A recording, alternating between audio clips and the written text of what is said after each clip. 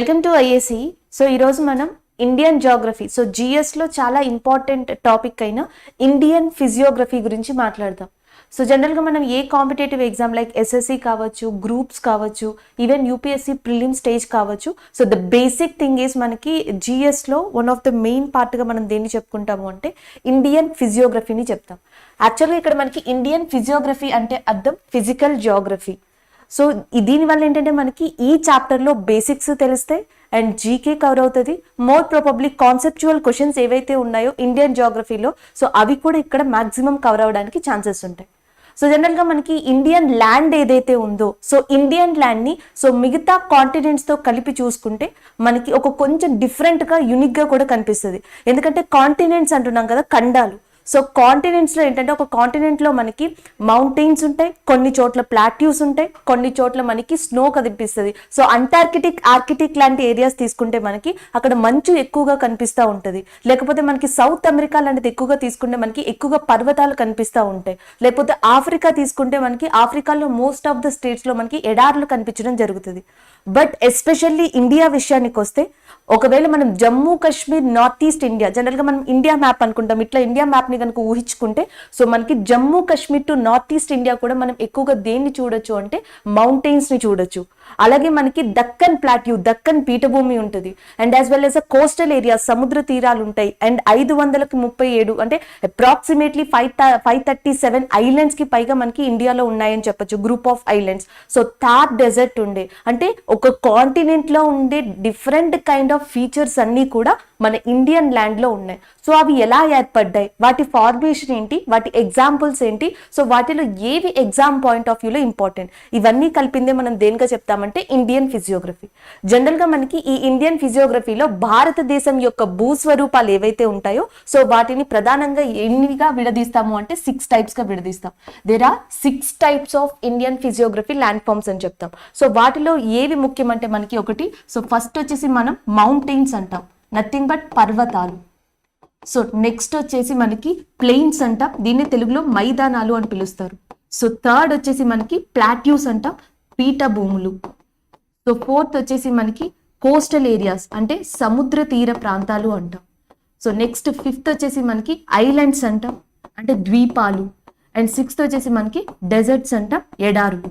So టోటల్గా మనకి 6 land forms అనేవి ఇండియన్ ల్యాండ్ మీద కంప్లీట్గా కవర్ చేసి ఉన్నాయి. సో అవి mountains, plains, plateaus, coastal area, islands, deserts. So ఇవి ఎగ్జామ్ పాయింట్ ఆఫ్ వ్యూలో సో మనకి లార్జెస్ట్ డెజర్ట్ ఏది అని అడుగుతారు, ఇండియాలో ఉన్న అండమాన్ అండ్ నికోబార్ ఐలాండ్ ఎక్కడుంది అని అడుగుతారు, భారతదేశంలో హైయెస్ట్ పీక్ ఏది అని అడుగుతారు, లేకపోతే భారతదేశంలో ఎక్కువ ప్లెయిన్స్ ఎక్కడున్నాయని అడుగుతారు. సో ఫస్ట్ మనకి జియోగ్రఫీలో టచ్ చేసే టాపిక్ లేదా 50% ఎక్స్పెక్టెడ్ టాపిక్ ఏదైనా ఉంది అంటే ఈ 6 ల్యాండ్ ఫార్మ్స్ నుంచి అని చెప్పొచ్చు.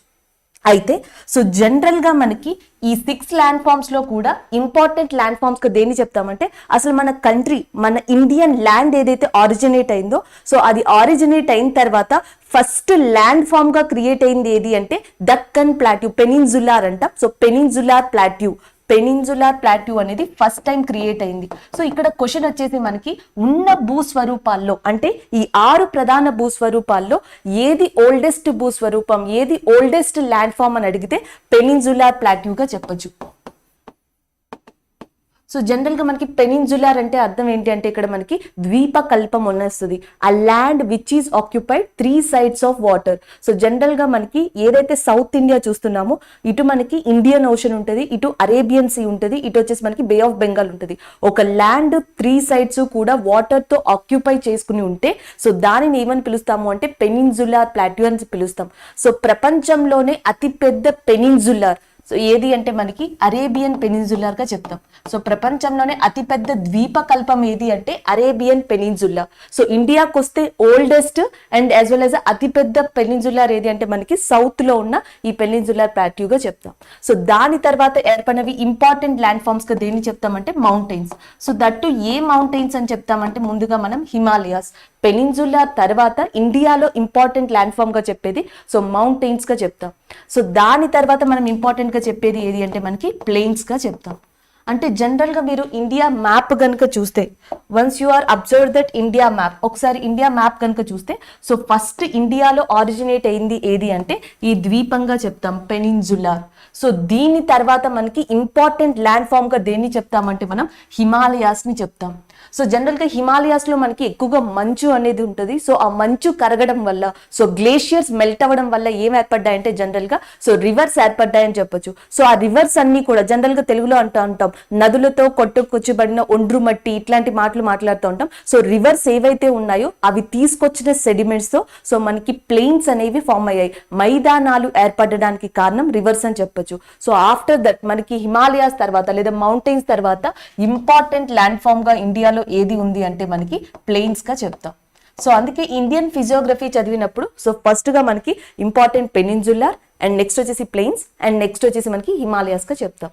సో నెక్స్ట్ అసలు జనరల్ గా ఇండియా విషయానికి వస్తే మెయిన్ ఇంపార్టెంట్ థింగ్ ఏంటంటే మనకి మౌంటైన్స్. సో ఈ మౌంటైన్స్ లో కూడా క్వశ్చన్స్ ఎలా అడుగుతారు అంటే మనకి భారతదేశంలో అతి నవీన ముడత పర్వతాలు ఏవి, అతి పురాతన ముడత పర్వతాలు ఏవి. జనరల్ గా మనకి మౌంటైన్స్ ని 3 రకాలుగా విభజించవచ్చు. ప్రపంచంలో గాని ఇండియాలో గాని ఏవైతే మౌంటైన్స్ ఏర్పడ్డాయో సో ఆ మౌంటైన్స్ ని 3 రకాలుగా విభజించవచ్చు. ఒకటి ఫోల్డ్ మౌంటైన్స్ అంట, ముడత పర్వతాలు. రెండోది వచ్చేసి మనం బ్లాక్ మౌంటైన్స్ అంట, కండాల పర్వతాలు. అండ్ థర్డ్ వచ్చేసి మనకి వాల్కెనిక్ మౌంటైన్స్ అంట, అగ్ని పర్వతాలు. సో జనరల్ గా మనకి ముడత పర్వతాలు ఫోల్డ్ తెలుసు కదా. సో ఎగ్జాక్ట్ ఈ ఫార్మేషన్ లోనే మనకి పర్వతాలు ఏర్పడతాయి.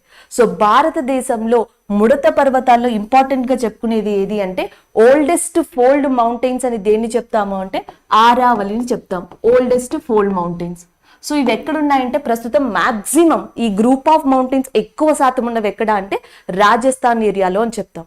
సో అట్లానే యంగెస్ట్ ఫోల్డ్ మౌంటైన్స్, సో మనకి ప్రపంచంలోని ఇండియాలో కూడా యంగెస్ట్ ఫోల్డ్ మౌంటైన్స్ గా ఉన్నవి ఏవి అంటే హిమాలయాస్ గా చెప్తాం. సో మనకి మౌంటైన్స్ లో ఫస్ట్ క్వశ్చన్ ఇలాంటి ఫార్మేషన్ లో వస్తుంది. సో మౌంటైన్స్ లో రకాలు ఇవి ఫోల్డ్, బ్లాక్, వాల్కెనిక్. ఇకపోతే మనకి ఫోల్డ్ పక్కన పెడితే బ్లాక్ మౌంటైన్స్ అంటున్నాం.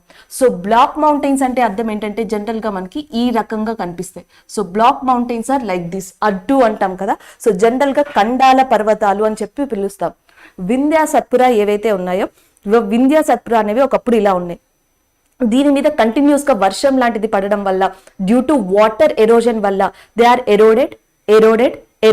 సో ఇప్పుడు మీరు చూడొచ్చు this is a Vindhya and this is a Satpura. So ఇలాంటి పర్వతాలని కండాల పర్వతాలు అంటాం. So due to rapid action of wind, rapid action of water, so నీటి వల్ల గాని గాలి వల్ల గాని కొన్ని ప్రాంతాలు క్రామక్షయం చెంది ఏర్పడే పర్వతాలను ఏమని పిలుస్తాము అంటే కండాల పర్వతాలు అని పిలుస్తాం, which is called as a block mountains. So ఇండియాలో ఎగ్జాంపుల్ గా బ్లాక్ మౌంటైన్స్ కి దేని చెప్పొచ్చు అంటే వింధ్య, సత్పురా.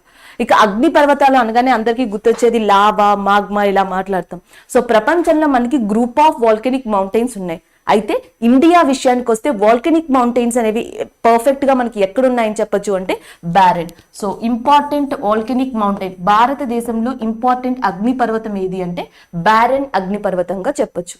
సో జనరల్ గా మౌంటైన్స్ లో వచ్చేటప్పటికి కాన్సెప్చువల్ గా అడిగేవి ఏవి అంటే fold, black, volcanic.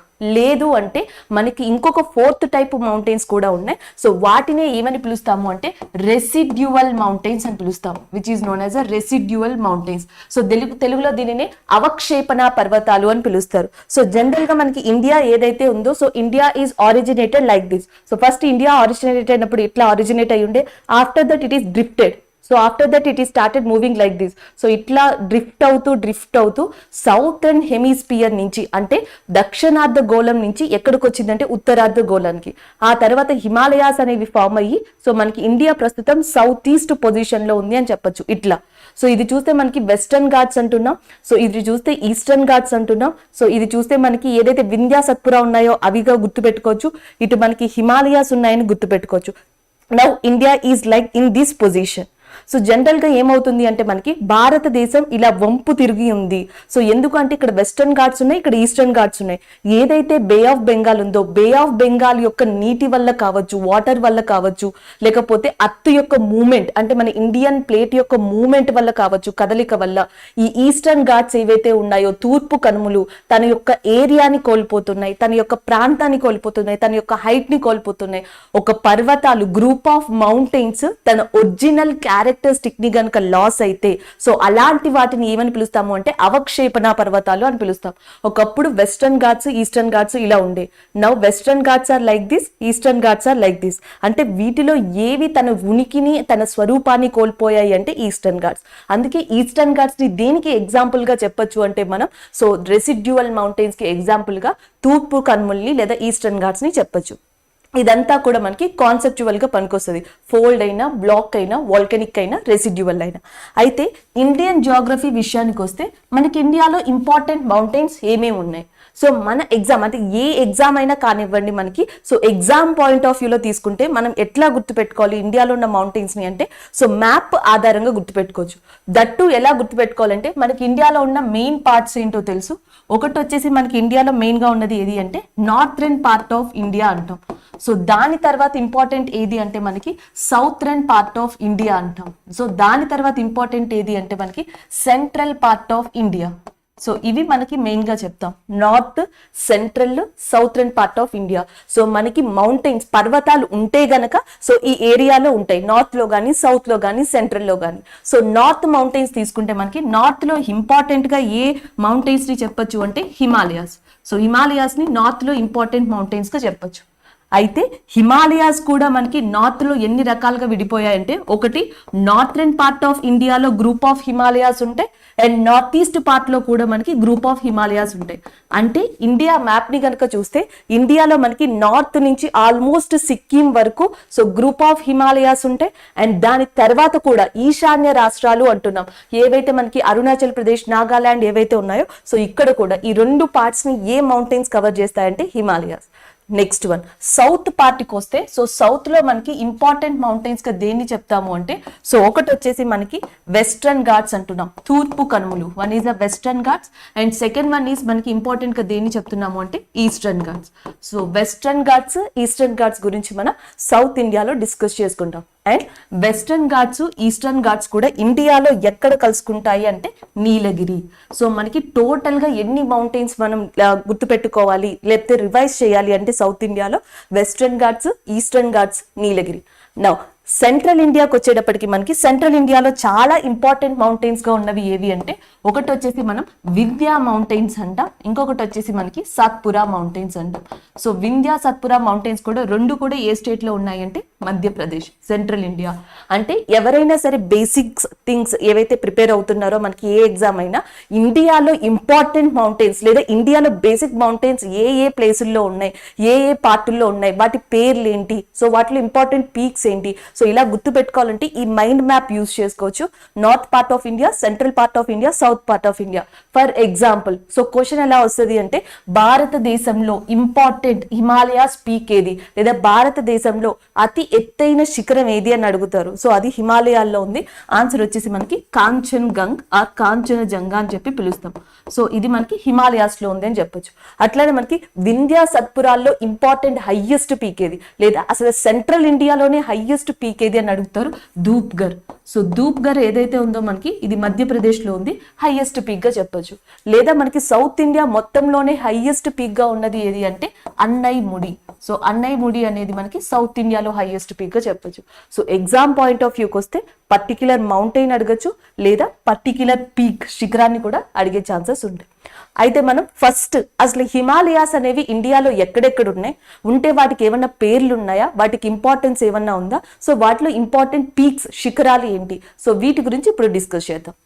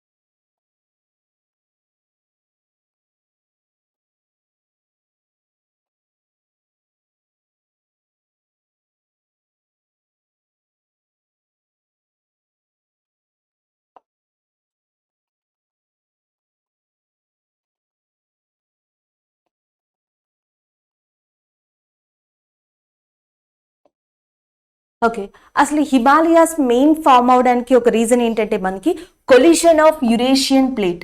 So direct reason వచ్చేసి మనకి ఏది అంటే collision of Eurasian plate. So direct గా మనం ఏమని గుర్తుపెట్టుకోవచ్చు అంటే యురేషియా అంటే యూరప్ అండ్ ఏషియా. యూరప్ ఖండము అండ్ ఆసియా ఖండము ఏవైతే ఈ సర్ఫేసెస్ ఉంటాయో ఒకదానికి ఒకటి కొలైడ్ అవ్వడం వల్ల, ఈ ఘర్షణ వల్ల హిమాలయాస్ అనేవి ఇండియాలో మనకి సో నార్త్ ఉత్తరం నుంచి ఈశాన్యం వరకు వ్యాపించాయని చెప్పొచ్చు. దానికి కారణం ఏంటంటే సో జనరల్ గా మనం అర్త్ తీసుకుంటే సో అర్త్ని మనం 2 భాగాలుగా విభజించవచ్చు. సో ఈ మధ్యలో ఉన్న 0 degrees ఏమని పిలుస్తాము అంటే మనం భూమధ్య రేఖ or else which is called as a equator. So దీనిని భూమధ్య రేఖ అని పిలవచ్చు లేదా ఈక్వేటర్ అని పిలవచ్చు. సో భూమధ్య రేఖకి కింద ఉన్న ఈ భాగాన్ని మనం ఏమని పిలవచ్చు అంటే సౌత్రన్ హెమిస్పియర్ అని చెప్పి పిలవచ్చు. అంటే దక్షిణార్ధ గోళం లేదా సౌత్రన్ హెమిస్పియర్. సో నెక్స్ట్ వచ్చేసి మనకి ఇటువైపు ఉన్నది నార్థరన్ హెమిస్పియర్ లేదా ఉత్తరార్ధ గోళం. సో జనరల్ గా అర్త్ని మనం 2 పార్ట్స్ కింద డివైడ్ చేస్తాం. సో ఇది భూమధ్య రేఖ అనుకుంటే పైన ఉన్నది వచ్చేసి నార్థరన్ హెమిస్పియర్, కింద ఉన్నది వచ్చేసి సౌతర్న్ హెమిస్పియర్.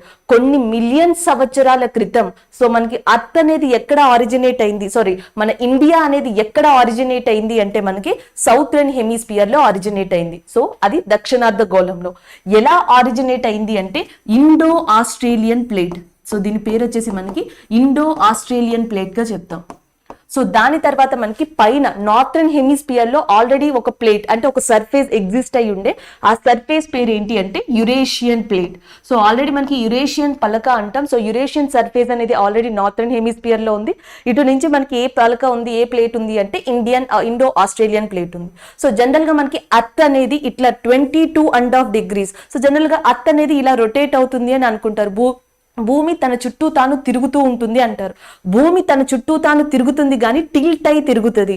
సో టిల్ట్ అంటే ఇక్కడ అర్థం వంగి 22.5 degrees ఈస్ట్ వైపుకి ఒరిగి సో అర్త్ అనేది ఇలా తిరగడం స్టార్ట్ అవుతుంది. సో దీని వల్ల ఏంటంటే అర్త్ మీద ఉన్న సర్ఫేస్ ఏదైతే ఉందో, ల్యాండ్ ఏదైతే ఉందో సో అది కూడా మూమెంట్, ర్యాపిడ్ ఘర్షణ వల్ల సో కదలికలు అనేవి స్టార్ట్ అవుతాయి. సో అర్త్ ఎంత ఫాస్ట్ గా రొటేట్ అవుతుందో ఈ ప్లేట్స్ యొక్క మూమెంట్ కూడా దాని మీద డిపెండ్ అయి ఉందని చెప్పొచ్చు. సో ఈ అర్త్ రొటేషన్ అనేది కంటిన్యూషన్ కాబట్టి నిరంతరం తిరుగుతూ ఉంటుంది కాబట్టి సో భూమి పైన ఉన్న సర్ఫేస్ యొక్క ప్లేట్స్ ఏవైతే ఉన్నాయో ఆ కదలిక కూడా కంటిన్యూస్ గా ఉంటుందని చెప్పొచ్చు. సో ఈ ఇండో ఆస్ట్రేలియన్ ప్లేట్ ఏదైతే ఉందో కొన్ని మిలియన్ సంవత్సరాల క్రితం సో ఇక్కడ నుంచి ఈ ప్లేస్ నుంచి నెమ్మదిగా పైకి మూవ్ అవ్వడం స్టార్ట్ అయింది. So it is started like this, it is move forward again forward. ఈ విషయంలో ఎగ్జాక్ట్ గా ఈ టైం పీరియడ్ లో ఇండో ఆస్ట్రేలియన్ ప్లేట్ ఏదైతే ఉందో ఈ ఇండో ఆస్ట్రేలియన్ ప్లేట్ అనేది సెపరేట్ అయిపోయిందని చెప్పొచ్చు. సో నెక్స్ట్ ఇండియా ప్లేట్ ఏదైతే ఉందో ఇది సౌత్రన్ హెమిస్పియర్ నుంచి ఎక్కడికి వచ్చింది అంటే నార్థరన్ హెమిస్పియర్ కి వచ్చిందని చెప్పొచ్చు. సో ఎగ్జాక్ట్ గా ఇది నార్థరన్ హెమిస్పియర్ కి వచ్చేటప్పటికి సో మనకి ఇక్కడ ఉన్న మెయిన్ సీ ఏది అంటే తెతిస్ సీ అని చెప్తాం. So this sea is known as a Tethys sea, Tethys సముద్రం. సో తెతిస్ సముద్రానికి అటువైపేమో యురేషియన్ పలక, సో ఇటువైపేమో ఇండియన్ ప్లేట్ ఉన్నాయి. ఈ రెండు కూడా ఒకదానికొకటి కొలైడ్ అవ్వడం వల్ల so they are collide each other, again collide each other, again collide each other and slowly fold mountains are created. హిమాలయాలు, ముడత పర్వతాలు క్రియేట్ అవ్వడానికి Eurasian plate and Indian plate Tethys సముద్రం మధ్యలో ఘర్షణ అనేది కారణం అని చెప్పొచ్చు. సో జనరల్ గా దీని అంతటికి కారణం ఏది అంటే అర్త్ రొటేషన్. అర్త్ నిరంతరం కంటిన్యూస్ గా రొటేషన్ అవుతూ ఉంటది కాబట్టి ఈ ప్లేట్స్ అనేవి ఏవైతే ఉన్నాయో, ఈ సర్ఫేసెస్ అనేవి ఏవైతే ఉన్నాయో అవి కూడా కంటిన్యూస్ గా మూవ్ అవుతూ ఉంటాయి. అందుకనే మనకు అంటా ఉంటారు Himalayas are rises daily, Himalayas ఎత్తుని రోజు పెరుగుతాయి. కానీ మనం కాన్స్టెంట్ గా ఉన్న డేటానే తీసుకుంటాం. సో ఏదైతే ఎవరెస్ట్ శిఖరం ఎత్తుందో 8,848 meters, సో దాన్ని తీసుకోవడానికి కారణం ఏంటంటే డేటా రిఫరెన్స్ కోసం.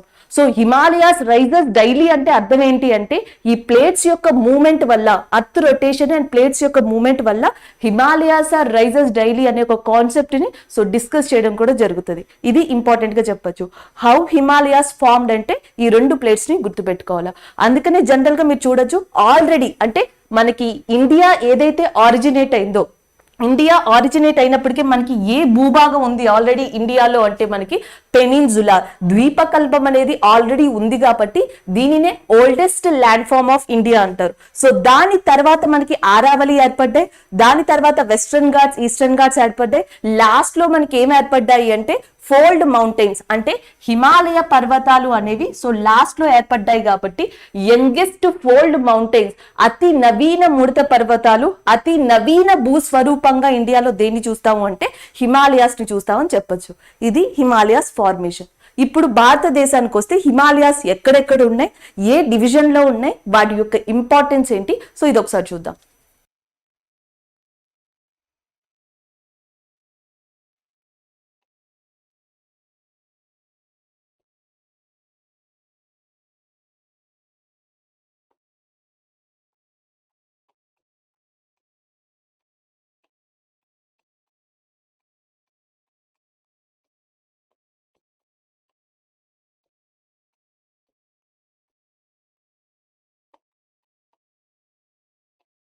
ఓకే, ఇండియాకి వచ్చేటప్పటికి మనకి ఇండియాలో మోస్ట్లీ హిమాలయాస్ ఎక్కడి నుంచి ఉన్నాయంటే north part of India. So Himalayas అనేవి నార్త్ పార్ట్ ఆఫ్ ఇండియా నుంచి ఆల్మోస్ట్ ఎక్కడి వరకు ఉన్నాయంటే north east part of India.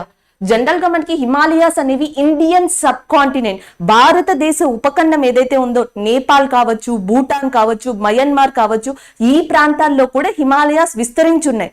But ముఖ్యంగా హిమాలయాస్ ఇండియాలో ఏ ప్రాంతం నుంచి ఏ ప్రాంతం వరకు ఉన్నాయంటే north part of India to north east part of India మనకి హిమాలయాస్ ఉన్నాయని చెప్పొచ్చు. సో జనరల్ గా మనకి ముడత పర్వతాలు ఫోల్డ్స్ అనేవి ఎలా వస్తాయి, ఫస్ట్ ఫోల్డ్ ఇలా రావచ్చు, second fold and third fold. ఎందుకంటే మనకి ఇండియన్ ప్లేట్ ఇట్లా వెళ్తుంది అంటే మనకి ఇండియన్ ప్లేట్ ఇలా చొచ్చుకుపోతుంది కాబట్టి so first fold, second, third అంటే హిమాలయాస్ అనేవి మనకి ఒక శ్రేణిలో ఏర్పడ్డాయి, ఒక రేంజ్ లో ఏర్పడ్డాయి కాబట్టి సో మొట్టమొదటిగా ఒక గ్రూప్ ఆఫ్ మౌంటైన్స్ ఏర్పడి ఉండొచ్చు. సో నెక్స్ట్ మళ్ళీ ఇంకొక గ్రూప్ ఆఫ్ మౌంటైన్స్ ఏర్పడి ఉండొచ్చు. సో నెక్స్ట్ మళ్ళీ ఇంకొక గ్రూప్ ఆఫ్ మౌంటైన్స్ ఏర్పడి ఉండొచ్చు. ఇండియాలో మనకి 3 different kind of Himalayas mountain ranges ఉన్నాయని చెప్పొచ్చు. సో వాటి యొక్క ఎత్తుని బట్టి, అవి ఉండే ప్లేసెస్ ని బట్టి, భారతదేశంలో అవి ఎక్కడుంటాయి అండ్ యాజ్ వెల్ యాజ్ అవి ఎంత ఎత్తులో ఉంటాయి, వాటి యొక్క క్యారెక్టరిస్టిక్స్ ని బట్టి 3 రకాలుగా విడదీశారు. సో వాటిని ఏమని పిలుస్తున్నాము అంటే greater Himalayas, lesser Himalayas, outer Himalayas. So greater Himalayas ని ఇండియాలో ఏమని పిలుస్తారు అంటే హిమాద్రి అని పిలుస్తారు. సో లెస్సర్ హిమాలయాస్ ని ఇండియాలో ఏమని పిలుస్తారు అంటే హిమాచల్ అని పిలుస్తారు. సో ఔటర్ హిమాలయాస్ ని ఇండియాలో ఏమని పిలుస్తారు అంటే శివాలిక్స్. ఇవి ఎగ్జామ్ పాయింట్ ఆఫ్ వ్యూలో ఇంపార్టెంట్. ఇండియాలో టోటల్ గా ఉన్న మనకి సాగ్రికేట్ చేసిన డివిజన్ ఆఫ్ హిమాలయాస్ అనేవి ఎన్ని రేంజెస్ లో ఉన్నాయంటే 3 రేంజెస్, హిమాద్రి, హిమాచల్, శివాలిక్స్ గా చెప్తాం. సో వీటిలో కూడా యంగెస్ట్ రేంజ్ ఏది అంటే మనకి శివాలిక్స్ గా చెప్పొచ్చు. So this is the youngest range of Himalayan mountains అని కూడా మనం మాట్లాడొచ్చు. So next one, so general గా మనకి హిమాలయాస్ అనేవి అంటే ఇండియాలో ఉన్నాయి, ఇండియాతో పాటు ఇక్కడ మనకి నేపాల్ ఏదైతే ఉందో నేపాల్లో ఉన్నాయి and as well as Bhutan లో ఉన్నాయి, టిబెటన్ ప్రాంతం ఏదైతే ఉందో టిబెటన్ ప్రాంతంలో కూడా ఉన్నాయి. అందుకని మనం హిమాలయాస్ ని ఎట్లా మాట్లాడతాము అంటే సో ఒకటి వచ్చేసి మనం గ్రేటర్ హిమాలయాస్ గా మాట్లాడతాం, సో నెక్స్ట్ వచ్చేసి మనం లెస్సర్ హిమాలయాస్ గా మాట్లాడతాం అండ్ నెక్స్ట్ వచ్చేసి మనం ఔటర్ హిమాలయాస్ గా మాట్లాడతాం and the next one so ఏవైతే మనకి ఎస్పెషల్లీ నార్త్ ఈస్ట్ లో ఉంటాయో ఈ నార్త్ ఈస్ట్ లో ఉండే వాటికి ఒక నేమ్ కూడా ఇవ్వడం జరిగింది. సో దానిని మనం పూర్వాంచల్ అంటున్నాం. సో పూర్వాంచల్ అనేది దేనికి సంబంధించింది అంటే హిమాలయాస్. అది ఏ సాగ్రికేషన్, ఏ ప్రాంతంలో సాగ్రికేషన్ అంటే నార్త్ ఈస్ట్ పార్ట్ ఆఫ్ ఇండియాగా మనం గుర్తుపెట్టుకోవచ్చు. సో నెక్స్ట్ వచ్చేసి మనకి ఈ టిబెటన్ ప్రాంతంలో కానీ లేకపోతే మనకి నెక్స్ట్ వచ్చేసి ఈ ఏరియా ఏదైతే పాకిస్తాన్ ఆక్యుపైడ్ కాశ్మీర్ అంటున్నామో ఈ ఏరియాస్ లో కానీ ఏవైతే మౌంటైన్స్ ఉంటాయో సో అవన్నీ కూడా మనకి ఏ రూపంలో ఉంటాయి అంటే ట్రాన్స్ హిమాలయాస్, నేపాల్లో కానీ లేకపోతే టిబెట్ లో కానీ ముఖ్యంగా సో ఇలాంటి వాటిలో ఉండే హిమాలయాస్ ని అంటే హిమాలయాస్ కి బాహ్యంగా, ఇండియాకి బాహ్యంగా అని చెప్పొచ్చు. లేదా ఇది గనక గ్రేటర్ హిమాలయాస్ అయితే గ్రేటర్, లెస్సర్, ఔటర్. సో దీనికి పైన ఏవైతే మౌంటైన్స్ ఉంటాయో ఆ మౌంటైన్స్ అన్ని కూడా ఏ మౌంటైన్స్ అని మాట్లాడతాము అంటే ట్రాన్స్ హిమాలయాస్ అని మాట్లాడతాం. సో ట్రాన్స్ హిమాలయాస్ లో మనకి కారకోరం రేంజ్, లడాక్ రేంజ్, హిందూ కుష్, కుండ్లున్ అంటే ఇండియా కాకుండా సో ఇండియా బయట ఏవైతే మౌంటైన్స్ ఉన్నాయో అవన్నీ కూడా మాక్సిమం దేంట్లోకి వస్తాయి అంటే ట్రాన్స్ హిమాలయాస్ లోకి వస్తాయి. సో ఇది డివిజన్ అని చెప్పొచ్చు. నెక్స్ట్ వన్, సో జనరల్ గా మనం ఇప్పుడు గ్రేటర్ హిమాలయాస్ గురించి చూద్దాం. Greater Himalayas, so greater Himalayas అనేవి ఏంటి అంటే జనరల్ గా సో ఏ శిఖరాలు అయితే ఎత్తు 6100 మీటర్స్ కన్నా హైట్ ఎక్కువ ఉంటాయో, so which peaks have a height more than 6100 metres and such kind of peaks are located in Greater Himalayas. ఏ శిఖరాలు అయితే 6100 మీటర్ల కన్నా ఎత్తు ఎక్కువ ఉంటాయో ఆ గ్రూప్ ఆఫ్ మౌంటైన్స్ అన్ని కూడా మనకి గ్రేటర్ హిమాలయాస్ లో ఉంటాయి. సో సెకండ్ థింగ్ ఏంటంటే జనరల్ గా మీరు గ్రేటర్ హిమాలయాస్ నుంచి లెస్సర్ హిమాలయాస్ కి, లెస్సర్ హిమాలయాస్ నుంచి ఔటర్ హిమాలయాస్ కి, అంటే ఫర్ ఎగ్జాంపుల్ జమ్మూ కాశ్మీర్ నుంచి హిమాచల్ ప్రదేశ్ కి, హిమాచల్ ప్రదేశ్ నుంచి పంజాబ్ ఇట్లా కిందకు వచ్చే కొలది స్నోఫాల్ అనేది, మంచు అనేది పెరుగుతుందా తగ్గుతుందా అంటే స్నోఫాల్ విల్ బి డిక్రీజెస్. ఇది ఒక క్యారెక్టరిస్టిక్ గా చెప్పొచ్చు. సో స్నోఫాల్ అనేది మనకి ఎక్కడ డిక్రీజ్ అవుతుంది అంటే గ్రేటర్ నుంచి లెస్సర్ కి, లెస్సర్ నుంచి ఔటర్ కి వెళ్లే కొలది కూడా మనకి స్నోఫాల్, మంచు కురవడం లేదా మంచు శాతం అనేది తగ్గిపోతుందని చెప్పొచ్చు. గ్రేటర్ హిమాలయాల్లో ఒక గ్రేట్ క్యారెక్టరిస్టిక్ గా దేని చెప్పొచ్చు అంటే స్నోఫాల్, మంచు కొండలు అంటున్నాం. మంచు కొండలు గాని, గ్లేషియర్స్ గాని, హైయెస్ట్ పీక్స్ గాని ఇవన్నీ గ్రేటర్ హిమాలయాస్ యొక్క మెయిన్ క్యారెక్టరిస్టిక్ గా చెప్పొచ్చు. అయితే గ్రేటర్ హిమాలయాస్ అనేవి ముఖ్యంగా ఎక్కడి నుంచి మాట్లాడతాము అంటే జమ్మూ కాశ్మీర్ లో నంగా పర్వత్. సో నంగా పర్వత్ అనేది మనకి జమ్మూ కాశ్మీర్ ప్రాంతం నుంచి స్టార్ట్ అవుతుంది. కానీ ఇప్పుడు ఏదైతే మనం యూనియన్ టెరిటరీస్ గా మాట్లాడుతున్నామో ఈ ప్రాంతం వచ్చేసి ఏదవుతుంది అంటే లడాక్ ఏరియా అవుతుంది. ప్రస్తుతం యాజ్ పర్ డేటా రైట్ లో చూస్తే ఇది లడాక్ ప్రాంతం వైపు ఉంది. సో నంగా పర్వత్ తర్వాత నెక్స్ట్ వచ్చేసి మనకి ఇక్కడ హిమాచల్ ప్రదేశ్, ఉత్తరాఖండ్. సో నెక్స్ట్ వచ్చేటప్పటికి మనకి ఏవొస్తాయంటే నేపాల్ వస్తుంది. సో నేపాల్లో కూడా మనకి గ్రేటర్ హిమాలయాస్ ఉంటాయి. సో ఆ నేపాల్లో ఇంపార్టెంట్ మౌంటైన్స్ గా దేన్ని చెప్తాము అంటే మకాలు. సో మకాలు అనేది నేపాల్ యొక్క మౌంటైన్ హిమాలయాస్ లో. నెక్స్ట్ వచ్చేసి ధవలగిరి. సో ధవలగిరి కూడా మనకి హిమాలయన్ మౌంటైన్ నేపాల్లో. సో నెక్స్ట్ వచ్చేసి మనస్లు. సో నెక్స్ట్ వచ్చేసి మనకి అన్నపూర్ణ. ఇవన్నీ కూడా మనకి నేపాల్లో ఉన్న హిమాలయన్ మౌంటైన్స్. కానీ వీటన్నిటిలో కూడా చాలా ఇంపార్టెంట్ హిమాలయన్ మౌంటైన్ గా దేన్ని చెప్తాము అంటే మనం ఎవరెస్ట్. సో ఎవరెస్ట్ అనేది ఎక్కడ ఉందంటే హిమాలయాస్ లో ఉంది. ఎస్పెషల్లీ ఎక్కడుందంటే నేపాల్ ఏరియాలో. ప్రపంచంలో ఎత్తైన శిఖరం ఎవరెస్ట్ అని చెప్తాం కానీ ఇండియాలో ఎత్తైన శిఖరం ఎవరెస్ట్ అని ఎందుకు చెప్పము అంటే Everest is especially located in Nepal area. So నేపాల్లో ఎస్పెషల్లీ ఈ ఎవరెస్ట్ ఏమని పిలుస్తారు అంటే సాగర్ మాత అని చెప్పి కూడా పిలుస్తారు. సో నెక్స్ట్ ఈ గ్రేటర్ హిమాలయాస్ కి ఇటువైపు వస్తే మనకి సిక్కిం ఉంది. సో జనరల్ గా మనకి గ్రేటర్ హిమాలయాస్ లో 3 ఇంపార్టెంట్ పీక్స్ ఉంటాయి. ఒకటి వచ్చేసి మనం ఎవరెస్ట్ అంటున్నాం, రెండోది వచ్చేసి మనకి K2 ఉంది. సో K2ని పక్కన పెడితే మూడోది వచ్చేసి మనకి కాంచన్జంగ్. సో కాంచన్జంగ్ అనేది కంప్లీట్ గా ఎక్కడ ఉందంటే మనకి సిక్కిం లో ఉంది. సో కాంచన్జంగ్ ఏదైతే ఉందో అది ఇండియా యొక్క హైయెస్ట్ పర్వతంగా చెప్తారు, హైయెస్ట్ శిఖరంగా చెప్తారు.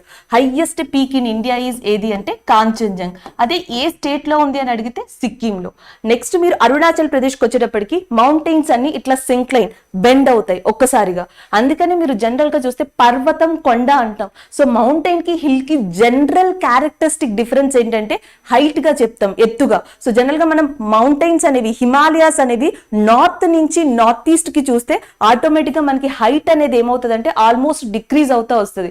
అందుకే మనకి అరుణాచల్ ప్రదేశ్ లో ఏంటంటే whatever the mountains are there, whatever the peaks are there, శిఖరాలు ఏవైతే ఉంటాయో అవి నేపాల్ అండ్ జమ్మూ కాశ్మీర్, హిమాచల్ ప్రదేశ్ ప్రాంతాలతో పోల్చుకుంటే హైట్ తక్కువ ఉంటాయని చెప్పొచ్చు. సో ఈ హైట్ తక్కువ ఉండడం వల్ల జనరల్ గా హైట్ ఉంటే పీక్స్ శిఖరాలు అనేవి ఇలా ఉంటాయి. హైట్ తక్కువ ఉంటే ఈ షేప్ లో ఉండొచ్చు, ఇంకా హైట్ తక్కువ ఉంటే ఈ షేప్ లో ఉండొచ్చు, ఇంకా తక్కువ ఉంటే ఇట్లా బెండ్ అయి ఉండొచ్చు. సో ఎగ్జాక్ట్ గా అరుణాచల్ ప్రదేశ్ లో మనకి ఈ టైప్ ఆఫ్ మౌంటైన్స్ హిమాలయాస్ లో కనిపిస్తాయని చెప్పొచ్చు. ఇట్లాంటి సింక్లైన్ బెండ్ ఉన్న మౌంటైన్ అరుణాచల్ ప్రదేశ్ లో ఏది అంటే మనకి నామ్చా బర్వ్. సో నామ్చా బర్వ్ అనేది మనకి ఎక్కడ ఉంది అంటే అరుణాచల్ ప్రదేశ్ లో ఉంది అని చెప్తాం. సో ఇక్కడ ఇంపార్టెంట్ ఏంటంటే భారతదేశంలో అతి పెద్ద నదిగా ఏమి చెప్తామంటే బ్రహ్మపుత్ర. సో బ్రహ్మపుత్ర భారతదేశంలోకి ఎలా వస్తుంది అంటే నామ్చా బర్వ్ నుంచి. ఫర్ ఎగ్జాంపుల్ ఇది నామ్చా బర్వ్ అనుకుందాం, దీని కింద అరుణాచల్ ప్రదేశ్, అస్సాం ఇలా ఉన్నాయి అనుకుందాం, ఇది టిబెట్ అనుకుందాం. సో ఎగ్జాక్ట్ గా మనకి టిబెట్ లో మనకి బ్రహ్మపుత్ర రివర్ ఆరిజినేట్ అవుతుంది. వాళ్ళు ఇటు ఉండడం వల్ల so Brahmaputra river started from Tibet and it is started nearby that Namcha Bar. So Namcha Bar నుంచి ఇట్లా వంపు తిరిగి అరుణాచల్ ప్రదేశ్, అస్సాం, సో నేరుగా దేంట్లోకి వెళ్తుందంటే బంగ్లాదేశ్ లోకి వెళ్ళడం జరుగుతుంది. సో ఇది మెయిన్ థింగ్. నామ్చా బర్వా అనేది ఇండియాకి one of the important thing గా చెప్పొచ్చు, ఎందుకంటే బ్రహ్మపుత్ర రివర్ డైరెక్షన్ వల్ల. సో ఇక్కడ మొత్తం మనం గుర్తుపెట్టుకోవాల్సింది మూడే. గ్రేటర్ హిమాలయాస్ నార్త్ నుంచి నార్త్ ఈస్ట్ ఉంటాయి. సో ఎక్కడి నుంచి స్టార్ట్ అవుతాయి అంటే నంగా పర్వత్ నుంచి. సో ఎక్కడ ఎండ్ అవుతాయి అంటే నామ్చా బర్విన్ అరుణాచల్ ప్రదేశ్. సో దీంట్లో ఇంపార్టెంట్ పీక్ గా దేన్ని చెప్తాము అంటే నార్మల్ గా నేపాల్కి వచ్చేటప్పటికి ఇంపార్టెంట్ పీక్ గా దేని చెప్తామంటే ఎవరెస్ట్ ని చెప్తా. సో ప్రపంచంలో హైయెస్ట్ పీక్ ఎవరెస్ట్. సో దాన్ని ఏమని పిలుస్తాము అంటే సాగర్ మాత అని పిలుస్తాం. ఇండియాలో హైయెస్ట్ పీక్ కాంచన్జంగ్. సో ఏ స్టేట్ లో ఉందంటే సిక్కింలో. ఇది గ్రేటర్ హిమాలయాస్ యొక్క మెయిన్ థింగ్ గా చెప్పొచ్చు. అట్లనే మనకి గ్రేటర్ హిమాలయాస్ లో మంచు కొండలు అనేవి ఎక్కువగా ఉంటాయని చెప్పాం. సో ఈ మంచు కొండలు కూడా గుర్తుపెట్టుకోవాలి. మంచు కొండలు కానీ, మంచు డెజర్ట్స్ కానీ, స్నో డెజర్ట్స్ కానీ, ఇవన్నీ కూడా మనకి గ్రేటర్ హిమాలయాస్ లో ఎక్కువగా కనిపిస్తాయి. So the next one. So next వచ్చేటప్పటికి మనకి ఇంపార్టెంట్ గా దేన్ని చెప్తామంటే Lesser Himalayas. So Lesser Himalayas ని మనం ఏమని మాట్లాడతాము అంటే సో హిమాచల్ అంటున్నాం, హిమాచల్ ప్రదేశ్. సో ఎలా మాట్లాడుతున్నాం, లెస్సర్ హిమాలయాస్ ఈ ప్రాంతంలో ఉంటాయి. ముఖ్యంగా ఇవి ఏ ప్రాంతంలో ఉంటాయంటే జనరల్ గా మనం దీన్ని జమ్మూ అంటాం, దీన్ని కశ్మీర్ ఏదైతే ఉందో ఇది కశ్మీర్, ఇది జమ్మూ, ఇది మొత్తం కూడా మనకి జమ్మూ ప్రాంతంగా చెప్పొచ్చు. సో జమ్మూ కానీ, హిమాచల్ ప్రదేశ్ కానీ, ఉత్తరాఖండ్ కానీ, సో తర్వాత సిక్కిం కానీ, అస్సాం కానీ, అరుణాచల్ ప్రదేశ్ కానీ, ఈ ఏరియాస్ లో ముఖ్యంగా ఉండేది ఏది అంటే మనకి లెస్సర్ హిమాలయాస్ గా చెప్పొచ్చు. సో దీనిపైన జనరల్ గా మనకి గ్రేటర్ హిమాలయాస్ ఉంటాయి. So the greater Himalayas should be like this. So next one వచ్చేసి మనకి లెస్సర్ హిమాలయాస్ ఉంటాయని చెప్పొచ్చు. ఈ లెస్సర్ హిమాలయాస్ కి గ్రేటర్ హిమాలయాస్ కి మధ్యలో ఏదైతే గ్యాప్ ఉందో జనరల్ గా ఇదొక పర్వతం అనుకోండి, దాని తర్వాత ఇదొక పర్వతం అనుకోండి. సో జనరల్ గా మనకి మౌంటైన్స్ అనేవి ఇలా ఉన్నాయి. ఈ రెండింటికి మధ్యలో మీకు ఒక గ్యాప్ కూడా కనిపిస్తుంది. ఈ గ్యాప్ ఎట్లా ఉందంటే మనకి ఒక లోయలా కనిపిస్తుంది. ఇది గ్రేటర్ హిమాలయాస్, ఇది వచ్చేసి లెస్సర్ హిమాలయాస్. ఈ రెండింటికి మధ్యలో ఏవైతే లోయలు ఉన్నాయో వాటిని వ్యాలీ ఫార్మేషన్ అంటాం. భారతదేశంలో చాలా ఇంపార్టెంట్ వ్యాలీస్ అన్ని కూడా మనకి ఎక్కడ కనిపిస్తాయి అంటే గ్రేటర్ హిమాలయాస్, లెస్సర్ హిమాలయాస్. హిమాద్రి, హిమాచల్ కి మధ్యలో భారతదేశంలో అతి లోతైన వ్యాలీస్ ఏవైతే ఉన్నాయో లోయలు అవి కనిపిస్తాయి. ఫర్ ఎగ్జాంపుల్ సో ఈ ఏరియాలో మనకి ఇంపార్టెంట్ వ్యాలీగా దేన్ని చెప్తాము అంటే Kashmir valley. So Kashmir valley అనేది, కాశ్మీర్ లోయ అనేది ఇక్కడ ఉంటుందని చెప్పొచ్చు. సో నెక్స్ట్ వచ్చేసి మనకి హిమాచల్ ప్రదేశ్ లో ఇంపార్టెంట్ వ్యాలీగా దేన్ని చెప్పొచ్చు అంటే కులు వ్యాలీ, దాన్నే కులు లోయ అంటున్నాం. ఇంకొక ఇంపార్టెంట్ వ్యాలీగా దేన్ని చెప్పొచ్చు అంటే పిన్ వ్యాలీ. సో అట్లనే మనకి ఇది లడాక్ ప్రాంతం. సో లడాక్ ఏరియాలో ఇంపార్టెంట్ వ్యాలీగా దేన్ని చెప్పొచ్చు అంటే Pung valley. So Pung valley అనేది మనకి హిమాచల్ ప్రదేశ్ లో ఇంపార్టెంట్ వ్యాలీగా చెప్పొచ్చు. ఎగ్జాక్ట్ గా మనకి ఈ పైన ఈ ఏరియాలో కారకోరం అనే రేంజ్ ఉంది. సో దాని గురించి తర్వాత మాట్లాడతాం. ఆ శ్రేణిలోనే మనకి ఇంపార్టెంట్ గ్లేషియర్ కూడా ఉంది, మంచు కొండ. దానినే సియాచిన్ గ్లేషియర్ అంటున్నాం. సో సియాచిన్ హిమానీ నదం, మంచు కొండ. సో ఎగ్జాక్ట్ గా అక్కడున్న వ్యాలీ పేరు వచ్చేసి ఏది అంటే నుబ్రా వ్యాలీ. సో ఇది మనకి యూపీఎస్సీ 2019 లో అడిగిన క్వశ్చన్. 2020లో నుబ్రా వ్యాలీ ఎటువైపు ఉంది, సౌత్ వైపు ఉందా, లడాక్ కి ఎటువైపు ఉంది, ఇలాంటివి అడగడం కూడా జరిగింది. Nubra valley, Pung valley, Kullu valley, Pin valley and Kashmir valley, ఈ లోయలన్నీ కూడా మెయిన్ గా మనకి గ్రేటర్ హిమాలయాస్, లెస్సర్ హిమాలయాస్ ఏవైతే ఫార్మేషన్ ఉన్నాయో ఈ మధ్యలో ఇవి కనిపిస్తాయని చెప్పొచ్చు. So next one. సో లోయలే కాకుండా జనరల్ గా మీరు ఇలా చూస్తే గ్రేటర్ హిమాలయాస్, లెస్సర్ హిమాలయాస్ ఇలా ఉన్నాయి. మంచు ఏదైతే ఉందో సో మంచు అనేది ఇట్లా ఒకసారి ఫాల్ అవడం స్టార్ట్ అయితే ఎక్కువగా ఎక్కడికి పేరిపోతుంది అంటే మనకి ఈ లెస్సర్ హిమాలయాస్. సో ఈ లెస్సర్ హిమాలయాస్ లో మనకి ఆల్మోస్ట్ మంచంతా కవర్ అయి ఉంటదని చెప్పొచ్చు. గ్రేటర్ హిమాలయాస్ లో మనకి ఆక్సిజన్ లెవెల్స్ తక్కువ, శిఖరాలు అనేవి ఎత్తు ఎక్కువ ఉండడం వల్ల మంచు ఎక్కువ ఉన్నా గానీ సో అక్కడ హ్యూమన్ యాక్టివిటీస్ జరగవు. ఎందుకంటే ఆక్సిజన్ తక్కువ and as well as height అనేది ఎక్కువ. కానీ లెస్సర్ హిమాలయాస్ ఏవైతే ఉన్నాయో మనకి ఇక్కడ మనకి సరిపడినంత మంచు ఉంటది and as well as oxygen levels బాగానే ఉంటాయి, హైట్ కూడా ప్రిఫరబుల్. అందుకే ఎగ్జాక్ట్ గా ఈ ప్రాంతాలు ఏవైతే ఉన్నాయో ఇండియాలో లెస్సర్ హిమాలయాస్, ఆ ప్రాంతాల్లో భారతదేశంలో ఎక్కువగా ఉన్నవి ఏవి అంటే హిల్ స్టేషన్స్. సో వేసవి వివిధ కేంద్రాలు అంటాం. సో హిల్ స్టేషన్స్ అనేవి కూడా మనకి ఎక్కువ ఎక్కడ కనిపిస్తాయి అంటే గ్రేటర్ హిమాలయాస్ కి, లెస్సర్ హిమాలయాస్ కి మధ్యలో కనిపిస్తాయి. ఎందుకంటే హిమాచల్ ప్రదేశ్ తీసుకుంటే మనకి ఇంపార్టెంట్ గా ఏమున్నాయి అంటే సో కులు మనాలి గానీ, లేకపోతే మనకి నెక్స్ట్ సిమ్లా హిల్ స్టేషన్ గానీ. సో నెక్స్ట్ ఇక్కడ ఉత్తరాఖండ్ వచ్చేటప్పటికి మనకి నైనటల్, ముసోరి, ఆల్మోరా, ధర్మశాల ఇన్ హిమాచల్ ప్రదేశ్, ఇవన్నీ కూడా మనకి ఇంపార్టెంట్ హిల్ స్టేషన్స్ గా చెప్పొచ్చు. అంటే లెస్సర్ హిమాలయాస్ లో మెయిన్ గా మనం ఏం చెప్తాము అంటే ఒక క్యారెక్టరిస్టిక్ వచ్చేసి లోయలు ఏర్పడడం. ఇంకొక క్యారెక్టరిస్టిక్ వచ్చేసి hill stations. So greater Himalayas లో మంచు అనేది ఒక క్యారెక్టరిస్టిక్ చెప్తాం. సో గ్రేటర్ హిమాలయాస్ లో పీక్స్ యొక్క హైట్ ఎంత అంటే 6100 meters. సో లెస్సర్ హిమాలయాస్ లో పీక్స్ యొక్క హైట్ ఎంత అంటే మనకి 4500 to 3000 meters. సో మనకి 3000 meters నుంచి 4500 మీటర్ల మధ్యలో ఏవైతే శిఖరాలు ఉంటాయో ఆ శిఖరాలన్నీ కూడా ఆల్మోస్ట్ ఎక్కడ ఉంటాయంటే మనకి ఈ లెస్సర్ హిమాలయాస్ లో ఉంటాయని చెప్పొచ్చు. ఇది important. So next greater lesser తర్వాత ద లాస్ట్ వన్ గా మనం దేన్ని చెప్తాము అంటే ఔటర్ హిమాలయాస్. బట్ ఈ ఔటర్ హిమాలయాస్ అనేవి మనకి ఇక్కడ రెండు ఇంపార్టెంట్ గుర్తుపెట్టుకోవాలి. గ్రేటర్ లో చూస్తే 6100, లెస్సర్ లో చూస్తే 4500. అంటే వచ్చే కొద్ది హైట్ ఏమవుతుంది, తగ్గిపోతుంది. అందుకే మనకి హిమాలయాస్ లో మోస్ట్ ఆఫ్ ద హిల్స్ కొండలు అనేవి ఎక్కడ కనిపిస్తాయంటే ఔటర్ హిమాలయాస్. ఇంకొకటి ఏంటంటే ఔటర్ హిమాలయాస్ కూడా మనకి ముఖ్యంగా ఈ పంజాబ్ ప్రాంతం, హిమాచల్ ప్రదేశ్ ప్రాంతం, ఉత్తరాఖండ్ ప్రాంతం ఈ ప్రాంతాల్లోని అండ్ ఆఫ్టర్ దట్ మనకి అస్సాం ప్రాంతం, అరుణాచల్ ప్రదేశ్ ఈ ప్రాంతాల్లో కనిపిస్తాయి. కానీ కంటిన్యూస్ గా ఉండవు, డిస్కంటిన్యూటీ. సో డిస్కంటిన్యూటీ అనేది ఎక్కడ కనిపిస్తుంది అంటే మనకి ఔటర్ హిమాలయాస్, శివాలిక్స్ లో మనకి డిస్కంటిన్యూటీ అనేది కనిపించడం జరుగుతుంది. సో ఇవి గ్రేటర్, లెస్సర్, ఔటర్ గా చెప్పొచ్చు. సో ఇక్కడే ఇంకొక ఇంపార్టెంట్ థింగ్ గా కూడా మనం దేన్ని చెప్పొచ్చు అంటే జనరల్ గా మనం పాసెస్, కనుమలు అంటున్నాం. పాసెస్. సో పాసెస్ అంటే అర్థం కనుమలు. సో జనరల్ గా మనం ఏవైతే తిరుపతి ఇట్లాంటి ఏరియాస్కి వెళ్తామో అక్కడ మనం యూజ్ చేసేది ఏంటంటే ఘాట్ రోడ్. చాలా మంది మాట్లాడుతూ ఉంటారు ఘాట్ రోడ్ పైకి వెళ్ళాలి, ఘాట్ రోడ్ నుంచి రావాలి అని. సో ఇలాంటి హిల్స్ లో జనరల్ గా మనం యూజ్ చేసే పదం అది. The way which is used in generally hills. కొండల్లో ఎక్కువగా యూజ్ చేసే రహదారి ఏదైతే ఉంటుందో దారుల్ని మనం ఘాట్ గా మాట్లాడుతున్నాం. సో అట్లానే మంచు కొండల్లో ఇక్కడ ఒక హిమాలయ పర్వతం ఉంది, ఇక్కడ ఒక హిమాలయ పర్వతం ఉంది. సో మధ్యలో ఏదైతే రూట్ ఉంటుందో ఈ రూట్ ని మనం ఏమని పిలుస్తున్నామంటే పాస్ అని పిలుస్తున్నాం. The pass is nothing but which is located between two mountain peaks. రెండు శిఖరాలకి మధ్యలో గాని లేదా గ్రూప్ ఆఫ్ మౌంటైన్స్ కి మధ్యలో గాని దారి ఏదైతే ఉంటుందో దాన్నే పాస్ అంటాం, కనుమ. సో ఇలాంటి హిమాలయన్ కనుమలన్నీ కూడా మనకి గ్రేటర్, లెస్సర్, ఔటర్ లో కనిపిస్తాయి. సో దీంట్లో ముఖ్యంగా మనం దేన్ని చెప్పుకుంటాము, హిమాలయాస్ లో ముఖ్యంగా దేన్ని చెప్పుకుంటాము అంటే మనకి ఇక్కడ ఏదైతే మనకి హిమాచల్ ప్రదేశ్, ఉత్తరాఖండ్ ఈ ఏరియాస్ ఉంటాయో హిమాచల్ ప్రదేశ్ లో ఇంపార్టెంట్ పాస్ గా మనం దేన్ని చెప్పుకుంటాము అంటే మనా పాస్. సో మనా కనుమ ఏదైతే ఉందో ఇది హిమాచల్ ప్రదేశ్ లో ఇంపార్టెంట్ గా చెప్పుకుంటాం. సో నెక్స్ట్ వచ్చేసి మనకి జమ్మూ కాశ్మీర్ ప్రాంతం ఏదైతే ఉందో జమ్మూ కాశ్మీర్ లో ఇంపార్టెంట్ పాస్ గా దేన్ని చెప్తామంటే మనం బనీహాల్ పాస్, బనీహాల్ కనుమ. సో జనరల్ గా మనకి ఇక్కడ అన్ని కూడా గ్రూప్ ఆఫ్ మౌంటైన్స్ ఉంటాయి. సో జనరల్ గా చూస్తే ఇక్కడ అన్ని గ్రూప్ ఆఫ్ మౌంటైన్స్ ఉంటాయి. సో ఇక్కడ మనకి మేబీ ఇక్కడ వచ్చేసి ఒక మౌంటైన్, గ్రూప్ ఆఫ్ మౌంటైన్స్ ఉంటాయి, ఇక్కడ గ్రూప్ ఆఫ్ మౌంటైన్స్ ఉంటాయి, ఇక్కడ గ్రూప్ ఆఫ్ మౌంటైన్స్ ఉంటాయి. ఇది జమ్మూ అనుకుందాం, ఇది కశ్మీర్ అనుకుందాం.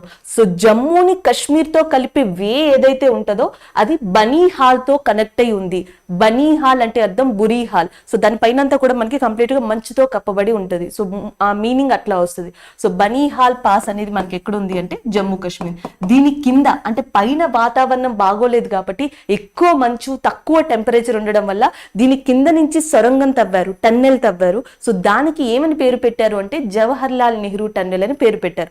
సో ఇప్పటికీ మనకి ఆసియాలో వన్ ఆఫ్ ద ఇంపార్టెంట్, ఇండియాలో one of the longest railway tunnel గా ఉన్నది ఏది అంటే జవహర్ లాల్ నెహ్రూ టన్నెల్. అది దాని కింద ఉంది, ఈ సొరంగం దేని కింద ఉంది అంటే మనకి బనీహాల్ పాస్ కింద ఉందని చెప్తాం. నెక్స్ట్ హిమాచల్ ప్రదేశ్ విషయానికి వస్తే హిమాచల్ ప్రదేశ్ దాంట్లో మనకి ఇటీవలే ప్రారంభించింది ఏది అంటే అటల్ టన్నెల్. సో అటల్ సొరంగం. ఈ అటల్ టన్నెల్ ని దేని మీద కట్టారు, ఏ మౌంటైన్స్ మీద కట్టారు అంటే మనకి ఏ పాస్ మీద కట్టారు అంటే రోహతంగ్ పాస్. హిమాచల్ ప్రదేశ్ లో ఇంపార్టెంట్ కనుమ ఏది అంటే మనా పాస్, మనా కనుమ. దాని తర్వాత ఇంపార్టెంట్ కనుమ ఏది అంటే రోహతంగ్ కనుమ. సో ఇది ఎందుకు ఇంపార్టెంట్ అంటే జనరల్ గా మనకి హిమాచల్ ప్రదేశ్ లో స్పితి అనే ఏరియా ఉంది. సో నెక్స్ట్ కులు అనే ఏరియా ఉంది. దానిపైన మనకి లడాక్ ఏరియా ఉంది. సో ఈ స్పితి నుంచి కులుకి, కులు నుంచి లడాక్ కి ఈ ఏరియాకి వెళ్ళాలంటే ఆల్మోస్ట్ మనకి హాఫ్ డే కి పైనే. సో చాలా ఎక్కువ జర్నీ పడుతుంది. ఎందుకంటే ఇక్కడ మనకి కంప్లీట్ గా ఏముంటాయి, మౌంటైన్స్ ఉంటాయి, మంచు కురుస్తుంది, వే బాగోదు. అండ్ మనకి ఏదైతే వెహికల్ వెహికల్స్ ఉన్నాయో చాలా తక్కువ ప్లేస్ ని యూజ్ చేసుకోవాల్సి వస్తుంది. ఆల్మోస్ట్ మనకి నవంబర్, డిసెంబర్, జనవరి వస్తే ఈ ఏరియా మొత్తాన్ని క్లోజ్ చేయాలి, ఎందుకంటే ఇక్కడ కంప్లీట్ గా మనకి మంచు ఉంటుంది కాబట్టి. సో ఈ ప్రాబ్లమ్ ని చెక్ పెట్టడానికే ఈ పర్వతాలు ఏవైతే ఉంటాయో, ఈ మౌంటైన్స్ ఏవైతే ఉంటాయో, సో వీటి కింద ఒక సొరంగాన్ని ఏర్పరిచారు. సో దాన్ని మనం ఏమని పిలుస్తున్నామంటే అటల్ టన్నెల్. సో ఇది ఎగ్జామ్ పాయింట్ ఆఫ్ వ్యూలో ఇంపార్టెంట్. అటల్ టన్నెల్ ఎక్కడుంది అంటే హిమాచల్ ప్రదేశ్. సో బనీహాల్ పాస్ అనేది ఎక్కడుంది అంటే మనకి so Jammu and Kashmir. Jawahar Lal Nehru tunnel సొరంగం ఎక్కడుంది అంటే జమ్మూ అండ్ కాశ్మీర్. సో ఇలాంటివి గుర్తుపెట్టుకోవాలి. నెక్స్ట్ ఉత్తరాఖండ్ విషయానికి వస్తే, సో ఈ పాసెస్ తర్వాత ఉత్తరాఖండ్ విషయానికి వస్తే మనకి ఈ ఉత్తరాఖండ్ లో ఇంపార్టెంట్ పాస్ గా దేన్ని చెప్పొచ్చు అంటే Lipu lake.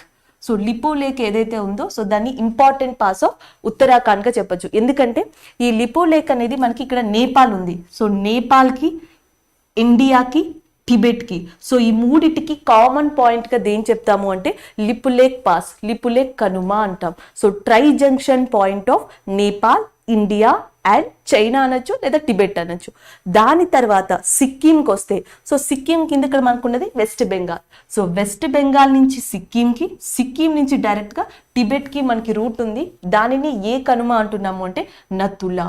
So Nathula pass అనేది ముఖ్యంగా ఏ కంట్రీస్కి మధ్య ఉంది అంటే ఇండియా అండ్ చైనా. ఏ రాష్ట్రం నుంచి ఉందంటే సిక్కిం. ఏ రాష్ట్రం నుంచి మొదలైంది అంటే వెస్ట్ బెంగాల్ అని చెప్పొచ్చు. సో మనకి అరుణాచల్ ప్రదేశ్కి వచ్చేటప్పటికి ఇంపార్టెంట్ పాస్గా దేన్ని చెప్తాము అంటే దిపు పాస్గా చెప్తాం. సో లిపులేక్ పాస్ అనేది ఇండియాకి, చైనాకి, నేపాల్కి ఎంత ఇంపార్టెంటో, ట్రై జంక్షన్ పాయింటో, సో అట్లానే మనకి ఇటు ఇండియాకి, ఇటు మయన్మార్కి, ఇటు చైనాకి ట్రై జంక్షన్ పాయింట్గా దేన్ని చెప్తాము అంటే దిపు పాస్ని చెప్పడం జరుగుతుంది. సో ఈ కనుమలు అనేవి చాలా ఇంపార్టెంట్. జనరల్గా మనం ఇక్కడ 108 ఏదైనా యాక్సిడెంట్ జరిగినా, ఏదైనా ఇమీడియట్గా కావాలి అన్నా, సో మనకి 108 అంబులెన్స్ ఉంది. సో అంబులెన్స్ సర్వీసెస్ ఉన్నాయి, ప్రైవేట్ సర్వీసెస్ ఉన్నాయి, సో మెట్రో ట్రైన్స్ ఉన్నాయి. We have a lot of things are there ట్రాన్స్పోర్టేషన్కి. బట్ ఇక్కడ ఒకసారి చూస్తే జనరల్గా ఇక్కడ ఉన్న హిమాచల్ ప్రదేశ్ కానీ, అరుణాచల్ ప్రదేశ్ ఏరియా కానీ, ఎస్పెషల్లీ సిక్కిం ఏరియా కానీ, సో ఉత్తరాఖండ్ ఏరియా కానీ, ఏవైతే మనకి ఈ బోర్డర్ ఏరియాస్ ఉన్నాయో, హిమాలయాస్ దగ్గర ఏరియాస్ ఉన్నాయో, సో వీటికి ఒక వెహికల్ అనేది ఒక రూట్ లో వెళ్ళడమే చాలా కష్టం. ఎందుకంటే ఇవి normal national highways, normal highways లో వెళ్ళవు. ఇవి వెళ్ళేవి దేంట్లో అంటే ఇలాంటి పాసెస్, కనుమల్లో ట్రావెల్ చేయాల్సి ఉంటుంది. ఇది ఒక అడ్వాంటేజ్ గా చెప్పొచ్చు, ఒక డిసడ్వాంటేజ్ గా చెప్పొచ్చు. సో హిమాలయాస్ ప్రాంతంలో ఉన్న వాళ్ళకి మోస్ట్ ఇంపార్టెంట్ ట్రాన్స్పోర్టేషన్ గా దేని వాడుతున్నారు అంటే కనుమల్ని వాడుతున్నారు. సో అట్లానే ఎమర్జెన్సీ సిచ్యువేషన్స్ లో వాళ్ళకి ఏది ప్రాబ్లం అవుతున్నాయంటే కనుమలు. ఎందుకంటే జనరల్ గా మనకి ఇక్కడ ఏదైతే ఇక్కడ మనకు ఒక ఇంపార్టెంట్ పాస్ ఉంది అనుకుందాం. సో ఇక్కడ మనకి పీక్స్ ఉన్నాయి అనుకుందాం. సో జనరల్ గా సడన్ గా ఏమవుతుందంటే మంచు కరగడం వల్ల, సో అక్కడ ఉన్న ప్లేట్స్ ఏవైతే ఉన్నాయో అవి మూవ్ అవడం వల్ల సడన్ గా ఈ కొండ చర్యలు అనేవి విరిగి పడిపోతూ ఉంటాయి. సో దానివల్ల యాక్సిడెంట్స్ అవడం ఇలాంటివి కూడా జరుగుతాయి. కనుమలు అనేవి ఎంత అడ్వాంటేజ్ ఉన్నాయో అదే ప్రాంతంలో అంత డిసడ్వాంటేజ్ ఉన్నాయని కూడా చెప్పొచ్చు. ఇవి greater Himalayas, lesser Himalayas, outer Himalayas కి సంబంధించిన మెయిన్ ఇన్ఫర్మేషన్. అట్లానే సో ద నెక్స్ట్ వన్, ఇక్కడ ఇంకొక ఇంపార్టెంట్ ఏంటంటే మనకి నార్త్ ఈస్ట్ ఇండియా. సో ఈ నార్త్ ఈస్ట్ ఇండియా ఏదైతే ఉందో సో దీంట్లో కూడా హిమాలయాస్ ముఖ్యంగా దేంట్లో ఉన్నాయి అంటే మనకి అరుణాచల్ ప్రదేశ్ ఏరియా, అస్సాం ఏరియా, నాగాలాండ్, ఈ ఏరియాస్లో మనకి ఎక్కువగా హిమాలయాస్ కనిపిస్తాయి. సో హిమాలయస్ పీక్స్ ఏవైతే ఉన్నాయో, పర్వత శిఖరాలు, అవి ఎక్కువగా కనిపిస్తాయి. సో ఆల్రెడీ నేను చెప్పాను నామ్చా బర్వ్. సో నామ్చా బర్వ్ అని ఎక్కడుందంటే అరుణాచల్లో ఉంది. సో జనరల్గా ఈ గ్రూప్ ఆఫ్ మౌంటైన్స్ ని మనం ఏమని పిలుస్తాం? పూర్వాంచల్. సో పూర్వాంచల్ అని చెప్పి పిలుస్తాం. సో జనరల్గా మనకి పూర్వాంచల్లో ఏంటి అంటే ఇంపార్టెంట్గా మనకి సో ఇంపార్టెంట్ రేంజెస్ అని దేన్ని అంటామంటే మిష్మీ హిల్స్ అంటాం. మిష్మీ కొండలు ఇవి అరుణాచల్ ప్రదేశ్లోనే ఉన్నాయి. నాగా హిల్స్ అంటాం, నాగా కొండలు ఇవి నాగాలాండ్ లో ఉన్నాయి. నెక్స్ట్ వచ్చేసి మీజో హిల్స్ అంటాం, మీజో కొండలు, సో ఇవి కూడా మనకి మిజోరంలో ఉన్నాయి. Mizo hills, Mishmi hills, Naga hills, next ఇవన్నీ కూడా ఏ భాగంలోకి వస్తాయంటే పూర్వాంచల్లోకి వస్తాయి. అట్లనే మనకి జనరల్ గా ఇక్కడి వరకు హిమాలయాస్ కరెక్ట్ గా వచ్చి ఇక్కడ ఒక్కసారిగా బెండ్ తిరుగుతాయి. సో ఈ సింక్లైన్ ఏదైతే ఉందో అరుణాచల్ ప్రదేశ్ కి నాగాలాండ్ కి మధ్యలో ఈ వంపు ఏదైతే ఉందో ఎగ్జాక్ట్ గా ఈ ప్రదేశాన్ని ఏమని పిలుస్తామంటే పటకాయ్ బమ్. సో జనరల్ గా పటకాయ్ బమ్ అనేది దేనికి సంబంధించింది అంటే హిమాలయాస్ కి సంబంధించిన పీకే. ఎస్పెషల్లీ ఏ రేంజ్ లో ఉంటది అని అడిగితే పూర్వాంచల్. ఎగ్జాక్ట్ గా ఏ ప్రదేశం నుంచి స్టార్ట్ అవుతుంది అంటే అరుణాచల్ ప్రదేశ్ నుంచి స్టార్ట్ అవుతుంది అని చెప్పొచ్చు. సో ఇవి మనకి ఇండియాలో నార్త్ టు నార్త్ ఈస్ట్ ఉన్న హిమాలయాస్ అని చెప్పొచ్చు. నెక్స్ట్ వన్, అసలు మనకి ట్రాన్స్ హిమాలయాస్కి వస్తే అంటే ఏవైతే బయట ఉన్న పీక్స్ గురించి మాట్లాడుతున్నామో అవి ట్రాన్స్ హిమాలయాస్ లో ఏమేమి ఉంటాయంటే ఒకటి కారకోరం రేంజ్ అని ఉంటుంది. సో దాని తర్వాత మనకి Zanskar range and Ladakh range అని ఉంటాయి. లడాక్, జస్కార్. సో వీటి తర్వాత ఇంపార్టెంట్ గా ఉండే రేంజెస్ ఏవి అంటే మనకి మెయిన్ గా కుండ్లున్ మౌంటైన్స్ అంటాం. సో కుండ్లున్ మౌంటైన్స్ ఉంటాయి, కైలాష్ మౌంటైన్స్ ఉంటాయి, హిందూ కుష్ మౌంటైన్స్ ఉంటాయి. సో ఇవన్నీ కూడా మనకి ట్రాన్స్ హిమాలయాస్ లోకి వస్తాయని చెప్పొచ్చు. సో దీంట్లో ఇంపార్టెంట్ గా మనం దేన్ని చెప్తాము అంటే ఫస్ట్ కారకోరం. సో జనరల్ గా కారకోరం రేంజ్ ఏదైతే ఉందో సో ఇది ఇట్లా వస్తుంది. కారకోరం ముఖ్యంగా మనకి పాకిస్తాన్, ఇండియా ఏదైతే ఉంటుందో సో ఆ ప్రాంతంలో కారకోరం పర్వత శ్రేణి ఉంటుంది. ఇది హిమాలయాస్ కి ఎడ్జసెంట్ ఇట్లా ఉంటుంది, గ్రేటర్ హిమాలయాస్ కి ఇట్లా ఆనుకుని ఉంటుంది అని చెప్పొచ్చు కారకోరం రేంజ్. సో దీంట్లో ఇంపార్టెంట్ థింగ్ ఏది అంటే మనకి సియాచిన్ గ్లేషియర్. సో సియాచిన్ మంచుకొండ అనేది ఎక్కడ ఉంది అంటే కారకోరంలో ఉంది. ఇక్కడ ఉన్న మెయిన్ ప్రాబ్లం ఏంటి అంటే మనకి ఈ కారకోరం అనేది ఏ ప్రదేశంలో కూడా ఉంది అంటే పాకిస్తాన్ ఆక్యుపైడ్ కాశ్మీర్ పిఓకి. ఈ కారకోరం దగ్గరే మనకి ఇంకొక పీక్ కూడా ఉంది. సో దాన్ని ఏమని పిలుస్తున్నాము అంటే K2. సో జనరల్ గా మనకి ప్రపంచంలో ఎత్తైన శిఖరం వచ్చేసి ఎవరెస్ట్ 8,848 మీటర్స్. సో అది నేపాల్లో ఉంది. హిమాలయాల్లో రెండవ అత్యంత ఎత్తైన శిఖరం K2 గోండ్విన్ అస్టిన్ అంటాం. సో 8,611 మీటర్స్ ఉంది. అది ప్రస్తుతం ఇక్కడ ఈ ప్రదేశంలో ఉంది. యాక్చువల్గా ఇలా ఉంటుంది. దీనివల్ల ఏంటంటే పాకిస్తాన్ ఇండియాకి ఈ K2 హైయెస్ట్ పీక్ అని అర్హత ఇవ్వడానికి ఒప్పుకోవడం లేదు. So India is not ready to leave this K2. So ఆ రెండు వాగ్వివాదంలో ఉన్నాయి. సో థర్డ్ హైయెస్ట్ పీక్ వచ్చేసి హిమాలయాస్ లో ఏది అంటే మనం కాంచన్జంగ్ చెప్తాం. కంప్లీట్ గా ఇది సిక్కింలో ఉంది. సో అందుకనే గత కొన్ని సంవత్సరాలుగా ఇండియా ఏం చేసింది అంటే సో కాంచన్జంగ్ ఏదైతే ఉందో దానిని భారతదేశంలో అత్యంత ఎత్తైన శిఖరంగా తీసుకోవడం జరిగింది. ఇది వరకు ఏమైంది అంటే భారతదేశంలో అత్యంత ఎత్తైన శిఖరంగా K2నే చెప్పాం.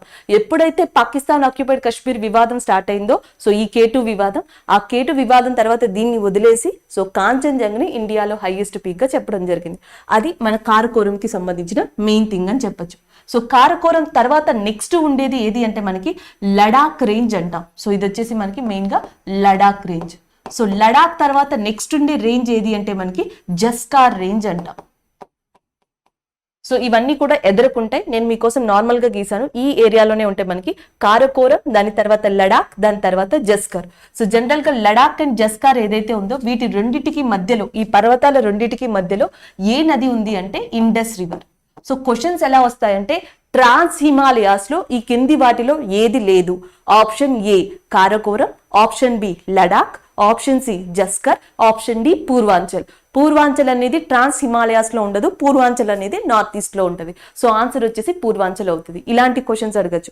లేదా ట్రాన్స్ హిమాలయాస్ లో భాగమైన లడాక్ అండ్ జస్కర్ ని ఏ నది విడదీస్తుంది అని అడుగుతారు. Indus river. సో సింధు నది లడాక్ అండ్ జస్కార్ ప్రాంతాన్ని విడదీస్తుంది అని చెప్పొచ్చు. వీటిని పక్కన పెడితే టిబెట్ ప్రాంతానికి వచ్చేటప్పటికి సో టిబెట్ లో ఇంపార్టెంట్ మౌంటైన్స్ గా దేన్ని చెప్తాము అంటే మనం కుండ్లున్ పర్వతాలు. సో కుండ్లున్ మౌంటైన్స్ ఏవైతే ఉన్నాయో అవి టిబెట్ లో ఇంపార్టెంట్ గా చెప్తాం. దాని తర్వాత చాలా ఇంపార్టెంట్ పీక్స్ గా దేన్ని చెప్తాము అంటే మనం mount Kailash. So mount Kailash పర్వతం ఏదైతే ఉందో ఇది చాలా ఇంపార్టెంట్. ఎందుకంటే మౌంట్ కైలాష్ పర్వతం దగ్గరలోనే మానస సరోవర్ లేక్, రక్కాస్ లేక్ అని రెండు లేక్స్ ఉన్నాయి. సో ఇక్కడే మనకి భారతదేశంలో ఇంపార్టెంట్ నదులైన Indus and Sutlej rivers originate అయ్యాయి. సో ఇండస్ అనేది మౌంట్ కైలాష్ రివర్ దగ్గర ఆరిజినేట్ అయ్యి ఇండియాలోకి వచ్చి తర్వాత పాకిస్తాన్ లోకి వెళ్తుంది. సట్లజ్ రివర్ అనేది కూడా కైలాష్ పర్వతం దగ్గర రకాస్ అనే సరస్సు దగ్గర ఆరిజినేట్ అయ్యి నెక్స్ట్ ఇండియాకి వచ్చి నెక్స్ట్ పంజాబ్ నుంచి డైరెక్ట్ గా ఇది ఎక్కడికి వెళ్తుంది అంటే పాకిస్తాన్ లోకి వెళ్తుంది. సో ఇండస్, సట్లజ్ రివర్స్ ఏ పర్వతాల దగ్గర ఆరిజినేట్ అయ్యాయంటే కైలాష్. సో కైలాష్ పర్వతాలు, కుండ్లున్ పర్వతాలు ఏ భూభాగానికి చెందుతాయంటే చైనా. సో ఏ హిమాలయన్ రేంజ్ కి చెందుతాయంటే ట్రాన్స్ హిమాలయన్ రేంజ్ కి చెందుతాయని చెప్పొచ్చు. So the next one. So already మనం కారకోరం చూసాం, లడాక్ చూసాం, జస్కర్ చూసాం, దాని తర్వాత కుండ్లున్ చూసాం, దాని తర్వాత కైలాష్ పర్వతాలు చూసాం. ఇంకొక ఇంపార్టెంట్ మౌంటైన్స్ గా దేన్ని చెప్తాము అంటే హిందూ కుష్ పర్వతాలు. సో హిందూ కుష్ పర్వతాలు అనేవి ఇంపార్టెంట్ గా చెప్తాం. సో హిందూ కుష్ పర్వతాలు అనేవి ఏ కంట్రీకి చెందినవి అంటే ఆఫ్ఘనిస్తాన్. సో ఆఫ్ఘనిస్తాన్ కి చెందినవిగా చెప్తాం. ఇవి కూడా ట్రాన్స్ హిమాలయాస్ లోకి మనం పరిగణిస్తాం. ఇంకొక ఇంపార్టెంట్ ఏంటంటే మనం ఇక్కడ హిమాచల్ ప్రదేశ్ దగ్గర లేకపోతే ఉత్తరాఖండ్ దగ్గర లిప్లెక్ పాస్ చెప్పాం, హిమాచల్ ప్రదేశ్ రోహతంగ్ పాస్ చెప్పాం, జమ్మూ కాశ్మీర్ బనీహాల్ పాస్ అన్నాం, సిక్కిం నతులా పాస్ అన్నాం, అరుణాచల్ ప్రదేశ్ దిపు పాస్ అన్నాం. సో అట్లాని ఈ ఆఫ్ఘనిస్తాన్ ఏరియా హిందూ కుష్ దగ్గర మనకి రెండు ఇంపార్టెంట్ పాసెస్ ఉన్నాయని చెప్పొచ్చు. సో ఒకటి వచ్చేసి మనకి ఖైబర్ పాస్ అంటాం. సో ఒక ఇంపార్టెంట్ పాస్ వచ్చేసి ఏది అంటే Khyber pass. So Khyber pass దేనికి దారి వస్తుంది అంటే ఆఫ్ఘనిస్తాన్కి పాకిస్తాన్కి. సో ఆఫ్ఘనిస్తాన్కి పాకిస్తాన్కి దారిచ్చే కనుమ ఏది అంటే ఖైబర్ కనుమ. సో పాకిస్తాన్కి ఇండియాకి దారి ఇచ్చే కనుమ ఏది అంటే మనకి Bolan pass.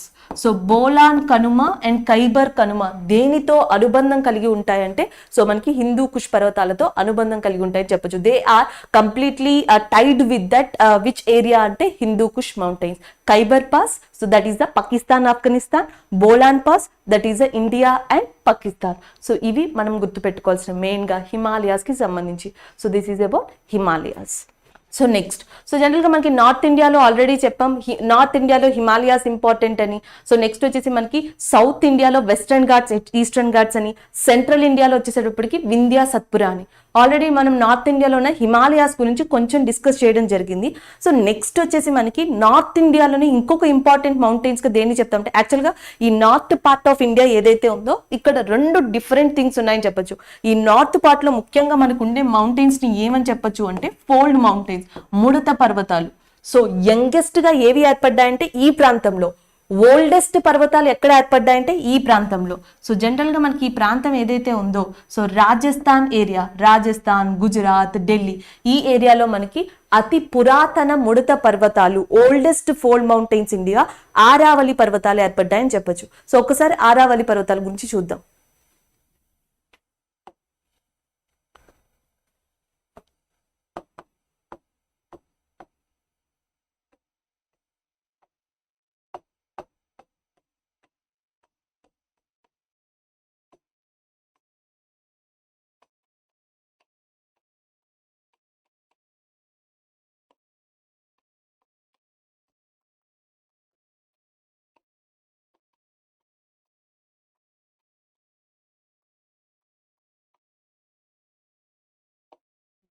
The first thing, Aravalli పర్వతాలు ముఖ్యంగా ఎక్కడి నుంచి ఎక్కడి వరకు ఉన్నాయంటే సో ఆరావళి పర్వతాలు అనేవి మనకి మెయిన్గా, సో ఆరావళి పర్వతాలు ఢిల్లీ, సో ఢిల్లీ ప్రాంతాన్ని ఆనుకుని ఉన్నాయి. తర్వాత ఇక్కడికి వచ్చేటప్పటికి మనం పంజాబ్ అంటాం, ఇక్కడ హర్యానా ఉంది. సో జనరల్ ఇక్కడ హర్యానా స్టేట్ తీసుకుంటే కనుక ఇది నార్త్ హర్యానా అవుతుంది, ఈ కిందది సౌత్ హర్యానా అవుతుంది. Delhi, south Haryana, Rajasthan and Gujarat. So ఈ ప్రాంతాలని ఆనుకున్నది ఏది అంటే అరావళి పర్వతాలు. అరావళి పర్వతాలు భారతదేశంలో ఎక్కడ వ్యాపించి ఉన్నాయి అంటే ఢిల్లీ, సౌత్ హర్యానా, రాజస్థాన్, గుజరాత్ అని గుర్తుపెట్టుకోవాలి. లేదా అరావళి పర్వతాలు ముఖ్యంగా ఎక్కడ విస్తరించి ఉన్నాయి అంటే so the group of Aravalli mountains అనేవి ఎక్కువగా ఉన్నవి రాజస్థాన్ ఏరియాలో. సో ఇది ఇంపార్టెంట్. సో నెక్స్ట్ అరావళి పర్వతాలు కూడా మనకి ఇట్లా లైన్ గా ఉంటాయి కంప్లీట్ గా. సో వీటి యొక్క క్యారెక్టరిస్టిక్ బట్టి సో అరావళి పర్వతాన్ని ఏమని పిలుస్తాము అంటే లైన్ ఆఫ్ పీక్స్ అని పిలుస్తాం, which is known as a line of peaks. వీటికి ఉన్న ఇంకొక పేరుగా చెప్పొచ్చు. నెక్స్ట్ ఇంకొక ఇంపార్టెంట్ థింగ్ ఏంటంటే మనకి ఈ అరావళి పర్వతాల్లో అత్యంత ఎత్తైన శిఖరం మనకి రాజస్థాన్ లోనే ఉంది, దాని పేరు వచ్చేసి గురుశిఖర్. సో గురుశిఖర్ అనేది అరావళి పర్వతాల్లో అత్యంత ఎత్తైన శిఖరం రాజస్థాన్ లో ఉంది.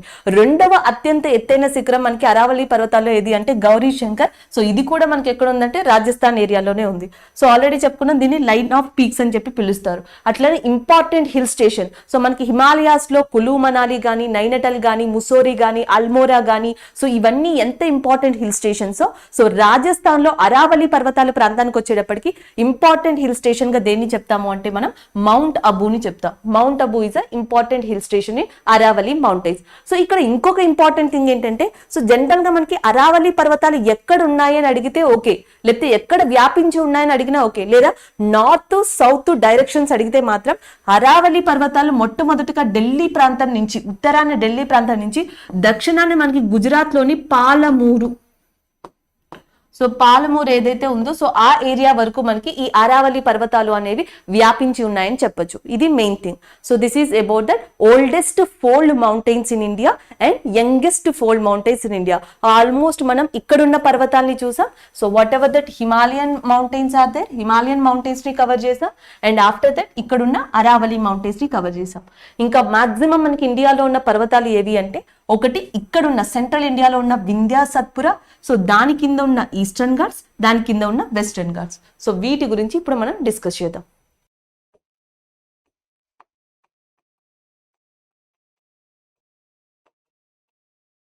ఫస్ట్ వన్ సౌత్ ఇండియాలో ఉన్న మౌంటైన్స్ చూద్దాం. సో సౌత్ ఇండియాలో మెయిన్ గా మనకు ఉన్న ఇంపార్టెంట్ మౌంటైన్స్ ఏంటంటే ఒకటి వచ్చేసి మనకి వెస్టర్న్ ఘాట్స్ అండ్ ఇంకొకటి వచ్చేసి మనకి ఈస్టర్న్ ఘాట్స్ గా చెప్పొచ్చు. సో ఒకటి వచ్చేసి మనకి వెస్టర్న్ ఘాట్స్, ఈస్టర్న్ ఘాట్స్, పడమటి కనుమలు, తూర్పు కనుమలు. సో పడమటి కనుమలు అనేవి మెయిన్ గా అంటే మనకి ఎక్కడి నుంచి ఫస్ట్ ఇంపార్టెంట్ ప్లేస్ గా దేన్ని తీసుకుంటామంటే మహారాష్ట్ర. సో మహారాష్ట్ర ఏరియా నుంచి తీసుకుంటాం. సో మహారాష్ట్ర గానీ, దాని తర్వాత ఉన్న మనకి గోవా గానీ, దాని తర్వాత కర్ణాటక, కేరళ ఈ ప్రాంతాల్లో మనకి వెస్టర్న్ ఘాట్స్ ఉన్నాయని చెప్పొచ్చు. ఈస్టర్న్ ఘాట్స్ వచ్చేటప్పటికి మనకి మెయిన్ గా తమిళనాడు, ఆంధ్రప్రదేశ్, ఒడిస్సా ఈ ప్రాంతాల్లో మనకి ఈస్టర్న్ ఘాట్స్ ఉన్నాయని చెప్పొచ్చు. సో జనరల్ గా మనకి మహారాష్ట్ర నుంచి కేరళ వరకు అండ్ ఒడిస్సా నుంచి తమిళనాడు వరకు ఈ తూర్పు కనుమలు, పడమటి కనుమలు అనేవి ఇండియాలో వ్యాపించున్నాయి.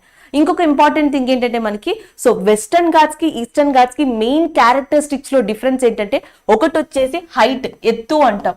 సో మనకి పడమటి కనుమలు తూర్పు కనుమల కన్నా 1100 మీటర్లు ఎత్తు ఎక్కువ. So western Ghats are 1100 metres elevated then the Eastern Ghats గా చెప్తాం. సో నెక్స్ట్ ఇంకొక ఇంపార్టెంట్ థింగ్ ఏంటంటే మనకి వెస్టర్న్ ఘాట్స్ చూస్తే మీకు కంటిన్యూస్ గా ఉంటాయి, ఒక గోడ లాగా కంప్లీట్ గా మనకి ఒక గోడ, ఒక వాల్ ఎలా ఉంటుందో సో అట్లా మహారాష్ట్ర నుంచి ఆల్మోస్ట్ కేరళ దాకా మనకి ఇవి వెస్టర్న్ ఘాట్స్ ఒక గోడ లాగా ఇట్లా వంపు తిరిగి ఇట్లా ఉంటాయి. బట్ ఈస్టర్న్ ఘాట్స్ వచ్చేటప్పటికి మనం డిస్కంటిన్యూటీ అనేది చూడొచ్చు.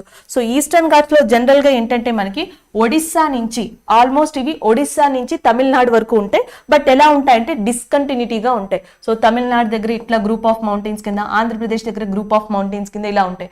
కంటిన్యూస్ గా ఆంధ్రప్రదేశ్ నుంచి ఒడిస్సా మధ్యలో మాత్రమే మనం ఈ ఈస్టర్న్ ఘాట్స్ ని చూడొచ్చు. తూర్పు కనుమల్ని కంటిన్యూస్ గా ఎక్కడ చూడొచ్చు, లేదా ఆ పర్వత శ్రేణిని కంటిన్యూస్ గా ఎక్కడ చూడొచ్చు అంటే ఆంధ్రప్రదేశ్, ఒడిస్సా మధ్యలో. లేదా ఏ నదుల మధ్యలో తూర్పు కనుమల్ని కంటిన్యూస్ గా చూడొచ్చు అంటే ఆంధ్రప్రదేశ్ నుంచి ఇంపార్టెంట్ రివర్ గోదావరి, ఒడిస్సా నుంచి ఉన్న ఇంపార్టెంట్ రివర్ మహానది. గోదావరి, మహానది నదుల మధ్యలో గానీ, ఒడిస్సా, ఆంధ్రప్రదేశ్ రాష్ట్రాల మధ్యలో గానీ ఈస్టర్న్ ఘాట్స్ ని, తూర్పు కనుమల్ని కంటిన్యూస్ రేంజ్ గా ఇండియాలో చూడొచ్చు. సో ఇవి ఈ రెండింటి యొక్క క్యారెక్టరిస్టిక్స్. పడమటి కనుమలకి, తూర్పు కనుమలకి మెయిన్ డిఫరెన్స్ ఇది చెప్తాం. So the next one western Ghats వచ్చేటప్పటికి సో మనకి మెయిన్ గా వెస్టర్న్ ఘాట్స్ ఏవైతే ఉన్నాయో వీటికి వచ్చేటప్పటికి సో మహారాష్ట్ర ఏదైతే ఉందో సో మహారాష్ట్రలో వెస్టర్న్ ఘాట్స్ ని ఏమని పిలుస్తారు అంటే సహ్యాద్రి. అసలు నార్మల్ గానే మనం సహ్యాద్రి అని పిలవచ్చు. ఎస్పెషల్లీ మహారాష్ట్ర లాంటి ప్రాంతాల్లో పడమటి కనుమలని సహ్యాద్రి అని పిలుస్తారు. ఎందుకంటే మనం హిమాలయాస్ ని హిమాద్రి, హిమాచల్, శివాలిక్ అని ఎలా విడదీసుకున్నామో సో సౌత్ ఇండియాకి వచ్చేటప్పటికి ఎస్పెషల్లీ ఈ నార్థర్న్ పార్ట్ లో ఉన్న వెస్టర్న్ ఘాట్స్ ని సహ్యాద్రి అని కూడా పిలవచ్చు. అలాగే మనకి ఈ వెస్టర్న్ ఘాట్స్ మహారాష్ట్రలో ఇంపార్టెంట్ రేంజ్ ఏది అంటే మనకి హరిశ్చంద్ర రేంజ్ అని చెప్తాం. హరిశ్చంద్ర రేంజ్, హరిశ్చంద్ర శ్రేణి, ఇది మనకి మహారాష్ట్రలో ఇంపార్టెంట్ శ్రేణిగా చెప్తాం. ఎందుకంటే మనకి వెస్టర్న్ ఘాట్స్ వల్లే మోస్ట్ ఆఫ్ ద రివర్స్ మనకి ఆరిజినేట్ అయ్యాయని చెప్పొచ్చు. సో హరిశ్చంద్ర రేంజ్ ఏదైతే ఉందో సో జనరల్ గా మనకి హరిశ్చంద్ర రేంజ్ ఇలా ఉండి ఉండొచ్చు. So Harishchandra range is like this western Ghats. So మనకి మహారాష్ట్రలో రెండు ఇంపార్టెంట్ రివర్స్ పుట్టాయి. ఒకటి గోదావరి అంటాం, రెండు కృష్ణ అంటాం.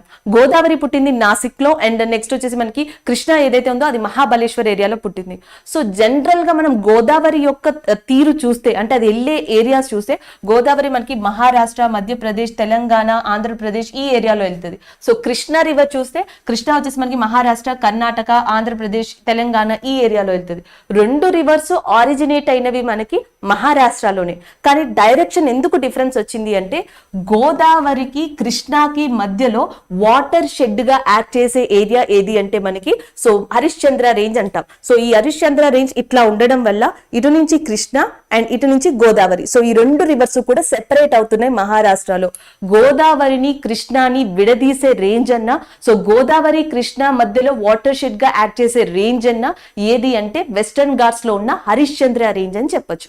సో ఇది ఇంపార్టెంట్ క్యారెక్టరిస్టిక్ గా కూడా మనం గుర్తుపెట్టుకోవచ్చు. Next one so western Ghats కి నెక్స్ట్ గోవా, కర్ణాటక అండ్ కేరళ విషయానికి వచ్చేటప్పటికి కేరళ దగ్గర మనకి ఇంపార్టెంట్ మౌంటైన్స్ కి దేన్ని పిలుస్తున్నామంటే అన్నమలై. సో అన్నమలై మౌంటైన్స్ ని చెప్తాం. సో ఈ అన్నమలై మౌంటైన్స్ లోనే ఇంపార్టెంట్ పీక్ గా దేన్ని చెప్తాము అంటే అన్నైముడి. అన్నైముడిని చెప్తాం. ఇది సౌత్ ఇండియాలోనే హైయెస్ట్ పీక్.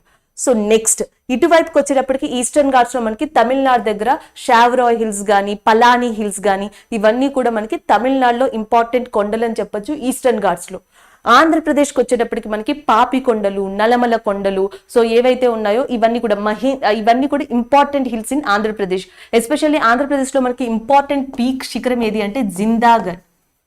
సో చాలా మంది డౌట్ ఏంటంటే ఈస్టర్న్ ఘాట్స్ తూర్పు కనుమల్లో అత్యంత ఎత్తైన శిఖరంగా దేన్ని గుర్తిస్తారు అంటే మహేంద్రగిరి. సో మహేంద్రగిరి అనేది ఒడిస్సాలో ఉంది. కానీ గత 2 సంవత్సరాలుగా చూసుకుంటే రీసెంట్ అప్డేట్ ఏంటంటే ఒకప్పుడు మహేంద్రగిరి ఏదైతే ఒడిస్సా ప్రాంతం దగ్గర ఉందో that is the highest peak of eastern Ghats, తూర్పు కనుమల యొక్క అత్యంత ఎత్తైన శిఖరం. కానీ రీసెంట్ డేటా ప్రకారం ఈస్టర్న్ ఘాట్స్ లో తూర్పు కనుమల్లో అత్యంత ఎత్తైన శిఖరం ఏది అంటే మనకి జిందాగఢ్ అని చెప్పొచ్చు. ఇది మనకి ఆంధ్రప్రదేశ్ లో విశాఖపట్నం, అరకు ప్రాంతాలు ఏవైతే ఉన్నాయో సో ఆ ఏరియాస్ దగ్గర ఉంది మనకి ఇది జిందాగఢ్. సో జిందాగఢ్ తర్వాత ఆంధ్రప్రదేశ్ లో ఇంపార్టెంట్ పీక్ గా దేని చెప్తాము అంటే అరమకొండ.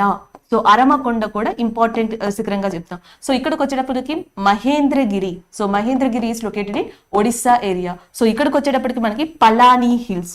సో జనరల్ గా ఎవరైతే మనకి గ్రూప్స్ కి ప్రిపేర్ అవుతున్నారో సో వాళ్ళు ఆంధ్రప్రదేశ్ లో పాలకొండలు ఎక్కడుంటాయి, పాపికొండలు ఎక్కడుంటాయి, ఎర్రకొండలు ఎక్కడుంటాయి, సో ఇలాంటివి ప్రత్యేకంగా నెల్లూరులో ఏ కొండలు ఉన్నాయి, చిత్తూరులో ఏ కొండలు ఉన్నాయి, హార్స్లీ హిల్స్ అని దేన్ని పిలుస్తారు, డాల్ఫిన్ హిల్స్ అని దేన్ని పిలుస్తారు. సో ఇవి గ్రూప్స్ కి ప్రత్యేకం అని చెప్పొచ్చు. బట్ ఎవరైతే గ్రూప్స్ కి ప్రిపేర్ అవ్వట్లేదు, జనరల్ గా ప్రిపేర్ అవుతున్నారో సో వాళ్ళకి ఇలాంటివి సరిపోతాయి. పలానీ హిల్స్ ఈస్టర్న్ ఘాట్స్ లో ఉన్నాయి, ఏ స్టేట్ లో ఉన్నాయి, లేకపోతే మహేంద్రగిరి ఈస్టర్న్ ఘాట్స్ లో ఉంది, ఏ స్టేట్ లో ఉంది. సో జిందాగఢ్ అనేది ఆంధ్రప్రదేశ్ లో ఉంది, ఏ ఘాట్స్ లో ఉన్నాయి, ఈస్టర్న్ ఘాట్సా, వెస్టర్న్ ఘాట్సా, ఇట్లా.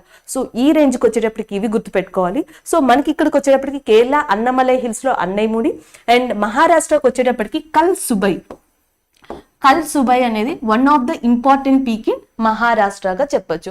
సో ఇవి ఈ శిఖరాలు మన తూర్పు కనుమలు అండ్ పడమటి కనుమల్లో గుర్తుపెట్టుకోవాల్సింది. నెక్స్ట్ తూర్పు కనుమలు పడమటి కనుమలు కలుసుకునేది ఎక్కడంటే మనకి నీలగిరి ప్రాంతం అని చెప్తాం. సో నీలగిరి ప్రాంతం అనేది ముఖ్యంగా మనకి ఎక్కడ ఉంది అంటే తమిళనాడు ఏరియా. సో తమిళనాడులో ఉంది మనకి ఇది. సో నెక్స్ట్ ఇంకొక ఇంపార్టెంట్ థింగ్ ఏంటంటే మనకి ఈ తమిళనాడులో నీలగిరి ప్రాంతంలో హైయెస్ట్ పీక్ ఏది అంటే దొడబెట్ట. సో దొడబెట్ట ఏదైతే ఉందో అది నీలగిరి ప్రాంతంలో అత్యంత ఎత్తైన శిఖరంగా చెప్తాం. సౌత్ ఇండియాలో మీరు మూడు హైయెస్ట్ పీక్స్ గుర్తుపెట్టుకుంటే చాలు. ఫస్ట్ హైయెస్ట్ పీక్ అన్నైముడి, దీన్ని గుర్తుపెట్టుకోండి. సెకండ్ వచ్చేసి మనకి దొడబెట్ట, దీన్ని గుర్తుపెట్టుకోవాలి. థర్డ్ వచ్చేసి మనకి జిందాగఢ్, దీన్ని గుర్తుపెట్టుకోవాలి. ఈ మూడు ఎక్కడెక్కడ ఉన్నాయి, ఏ ప్రాంతాల్లో ఉన్నాయి, ఈస్టర్న్ ఘాట్స్ లో ఉన్నాయా, వెస్టర్న్ ఘాట్స్ లో ఉన్నాయా, ఇవి గుర్తుపెట్టుకుంటే 90% మనం ఎగ్జామినర్ నుంచి ఈ క్వశ్చన్స్ ని ఎక్కువగా ఎక్స్పెక్ట్ చేయొచ్చు ఎగ్జామ్ లో. Next one. సో ఇవి మనకి ముఖ్యంగా south India and as well as north ఇండియాలో ఉన్న ఇంపార్టెంట్ మౌంటైన్స్. అవి ఫోల్డ్ మౌంటైన్స్ కావచ్చు, రెసిడ్యువల్ మౌంటైన్స్, అవక్షేపణ పర్వతాలు లేదా నవీన ముడత పర్వతాలు లేదా ప్రాచీన ముడత పర్వతాలుగా చెప్పొచ్చు. సో ఒక్కసారి ఇప్పుడు ప్రీవియస్ క్వశ్చన్స్ చూద్దాం. భారతదేశంలో అత్యంత ఎత్తైన శిఖరం కాంచన్జంగ్ సిక్కింలో ఉంది. సో హిమాలయాల్లో పూర్వాంచల్ రేంజ్ అనేది ఏ ప్రాంతంలో ఉంది, తూర్పు ప్రాంతంలోనా, పడమటి ప్రాంతంలోనా, ఈశాన్య ప్రాంతంలోనా అని. So which is located in north east part of India, ఈశాన్య ప్రాంతం. హిమాలయాల్లో ఇంపార్టెంట్ రేంజ్ అయిన పటకాయ్ బమ్ ఎక్కడుంది, హిమాద్రి, హిమాచల్, శివాలిక్, పూర్వాంచల్. సో పటకాయ్ బమ్ అనేది మనకి ఎక్కడ ఉంది అంటే పూర్వాంచల్ రేంజ్ లో ఉంది అని చెప్తాం. సో నెక్స్ట్ వచ్చేసి మనకి K2 గోన్విన్ అస్టిన్ అనేది సో మనకి హిమాలయాల్లో ఎన్నో అత్యంత ఎత్తైన శిఖరం అని అడగచ్చు. సో రెండవ అత్యంత ఎత్తైన శిఖరం హిమాలయాల్లో ఏది అంటే మనం K2 లేదా గోన్విన్ అస్టిన్ అంటాం. కానీ కొన్నిసార్లు మనం ఇక్కడ ఏదైతే కవర్ చేయలేదో అలాంటి క్వశ్చన్స్ కూడా అడుగుతారు. సో జనరల్గా మనం హిమాలయాస్ అవి ఉండే ప్లేసెస్ని బట్టి సో జనరల్గా మనం ఏదైనా హిమాలయాస్ చోటుకి వెళ్తే అన్ని శిఖరాలు ఒక్కలానే కనిపిస్తాయి. ఏ శిఖరం కూడా బోర్డు వేసుకుని ఐఆమ్ ద కాంచన్జంగా ఇట్లా నిలబడదు, ఐఆమ్ ద ఎవరెస్ట్ అని ఇట్లా నిలబడదు. దాని యొక్క ఎత్తు, దాని యొక్క క్యారెక్టరిస్టిక్స్, అది ఉండే ప్లేస్, అది ఉండే రేంజ్ని బట్టే మనం మాట్లాడతాం. సో జనరల్గా ఇవన్నీ విడదీయడానికి కారణం ఆ శిఖరం యొక్క ఐడెంటిటీని గుర్తుపెట్టుకోవడం కోసమే. సో ఇలా ఐడెంటిటీని గుర్తుపెట్టుకోవడం కోసం రెండో రకంగా కూడా మనం హిమాలయాస్ ని విడదీయడం జరిగింది. ఒకటి ఎత్తు పరంగా విడదీసాం కదా, ఇంకొకటి వచ్చేసి అవి ఉండే ప్లేసెస్, దేనిని బట్టి, నదులని బట్టి, అవి ఉండే ప్లేసెస్ అండ్ నదులను బట్టి హిమాలయాస్ ని ఇంకొక రకంగా కూడా మనం డివైడ్ చేయొచ్చు. సో జనరల్ గా ఏం మాట్లాడుతున్నాం, హిమాలయాస్ అనేవి మనకి ఎన్ని రేంజెస్ లో ఉంటాయి, greater Himalayas, lesser Himalayas, outer Himalayas అంటున్నాం. సో జమ్మూ కాశ్మీర్ నుంచి నార్త్ ఈస్ట్ ఇండియా దాకా. సో ఇక్కడే గుర్తుపెట్టుకోండి, నేపాల్ రేంజ్ గురించి కూడా మాట్లాడుతున్నాం. నేపాల్ ఉంది, నార్త్ ఈస్ట్ ఉంది, నార్త్ ఉంది, గ్రేటర్, లెస్సర్, ఔటర్. ఈ హిమాలయాస్ ని నదులు ప్రవహించే దాన్ని బట్టి ఎట్లా విడదీస్తారు అంటే సో మనకి సింధు నది అంటున్నాం, ఇండస్ రివర్. సో సింధు నదికి అండ్ నెక్స్ట్ వచ్చేసి సట్లజ్ నదికి ఈ రెండింటికి మధ్యలో ఏవైతే హిమాలయాస్ ఉంటాయో సో వాటిని ఏమని పిలుస్తున్నాము అంటే కాశ్మీర్ హిమాలయాస్. సో వాటిని కాశ్మీర్ హిమాలయాస్ అంటాం. మీకు క్వశ్చన్ డైరెక్ట్ గా ఎలా వస్తుంది? కాశ్మీర్ హిమాలయాస్ భారతదేశంలో ఏ నదుల మధ్యలో ఉన్నాయి? ఇండస్ కాళీ, ఇండస్ తీస్తా, ఇండస్ బ్రహ్మపుత్ర, ఇండస్ సట్లెజ్. సో కాశ్మీర్ హిమాలయాస్ ఏ నదుల మధ్యలో ఉన్నాయంటే ఇండస్ సట్లెజ్ మధ్యలో ఉన్నాయని చెప్పొచ్చు. నెక్స్ట్ మనకి సట్లెజ్ కి నెక్స్ట్ వచ్చేసి మనకి కాళీ రివర్ కి మధ్యలో ఉన్నవి ఏ హిమాలయాస్ అని అడుగుతారు? కుమావోన్ హిమాలయాస్. సో మనకి కుమావోన్ హిమాలయాస్ అనేవి సో సట్లెజ్ కి కాళీ రివర్ కి మధ్యలో ఉన్నాయని చెప్పొచ్చు. నెక్స్ట్ కాళీ రివర్ కి తీస్తా రివర్ కి మధ్యలో ఏమున్నాయని అడుగుతారు? తీస్తా and this is Kali, this is Sutlej and this is Indus. Kali river కి తీస్తా రివర్ కి మధ్యలో ఏమున్నాయని అడుగుతారు. సో ఇక్కడ ఉన్న హిమాలయాస్ ని మనం ఏమని పిలుస్తున్నామంటే నేపాల్ హిమాలయాస్ అంటున్నాం. చాలా మంది స్టూడెంట్స్ బ్లెండర్ మిస్టేక్ ఎక్కడ చేస్తారు అంటే జనరల్ గా మనకి ఈ Himadri, Himachal, Shivalik, greater, lesser, outer అని గుర్తు పెట్టుకుంటాం. సో జనరల్ గా మన మైండ్ లో కొన్ని నేమ్స్ బాగా ఫిక్స్ అయి ఉంటాయి. మహాభారత, రామాయణ అనగానే వెంటనే గుర్తొచ్చే ప్లేస్ ఏదంటే అందరికీ ఇండియానే గుర్తొస్తుంది. సో జనరల్ గా మనకి హిమాలయాస్ లో one of the important range ఉంది, మహాభారత్ రేంజ్ అంటాం. సో క్వశ్చన్ వచ్చేసి ఈ క్రింది వాణిలో మహాభారత్ రేంజ్ అనేది ఎక్కడ ఉంది అని అడుగుతారు. ఆప్షన్ ఏ ఇండియా ఖచ్చితంగా ఉంటుంది, ఆప్షన్ బి నేపాల్ ఉంటుంది, ఆప్షన్ సి భూటాన్ ఉంటుంది, ఆప్షన్ డి పాకిస్తాన్ ఉంటుంది. సో ఈజీగా జనరల్ గా చాలా మంది చేసే బ్లండర్ మిస్టేక్ ఏంటంటే ఇండియాని ఆప్షన్ గా ఎంచుకుంటారు. లేదు, కొంతమంది ఆప్షన్స్ ని ఎలిమినేట్ చేసే ప్రాసెస్ లో పాకిస్తాన్ ని తీసేస్తారు, మహాభారత్ అయ్యే ఛాన్సే ఉండదు కాబట్టి. సో ఈ ఇండియా, నేపాల్, భూటాన్ లో వాళ్ళు చూస్ చేసి పెట్టుకోవడం జరుగుతుంది. మహాభారత్ నేమ్ లేదా మహాభారత్ రేంజ్ అనేది వాస్తవానికి ఇండియా నేమ్స్ కి ఫెమిలియర్ గా ఉన్న మహాభారత్ హిమాలయన్ రేంజ్ అనేది మనకి ఏ దేశంలో ఉంది అంటే నేపాల్. సో ఇదొక్కటే మీరు ఎక్కువగా గుర్తుపెట్టుకోవాలి హిమాలయాస్ లో. సో నేపాల్ హిమాలయాస్ ని మనం ఏమని పిలుస్తున్నాము అంటే మహాభారత్ రేంజ్ అని పిలుస్తున్నాం. సో ఈ మహాభారత్ రేంజ్ లేదా నేపాల్ హిమాలయాస్ అనేవి ఎస్పెషల్లీ ఏ నదుల మధ్యలో ఉన్నాయంటే కాళీ, తీస్తా రివర్స్ మధ్యలో ఉన్నాయని చెప్పొచ్చు. నెక్స్ట్ తీస్తా, నెక్స్ట్ వన్ వచ్చేసి మనకి బ్రహ్మపుత్ర, లాస్ట్ వన్ వచ్చేసి మనకి బ్రహ్మపుత్ర అని చెప్పొచ్చు. తీస్తాకి, బ్రహ్మపుత్ర రివర్స్ కి మధ్యలో ఉన్నది ఏది అంటే మనకి అస్సాం హిమాలయాస్ అని చెప్పొచ్చు.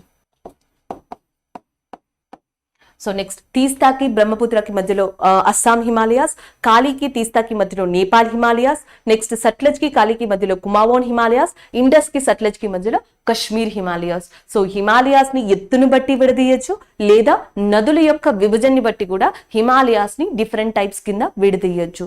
సో వీటి మీద మనకి ఎక్కువగా గ్రూప్స్ అయినా, ఎస్ఎస్సి అయినా, సిడిఎస్ అయినా, ఐబీ అయినా సో బేసిక్ క్వశ్చన్స్ అనేవి సో వీటి నుంచి ఎక్కువగా రావడం జరుగుతుంది.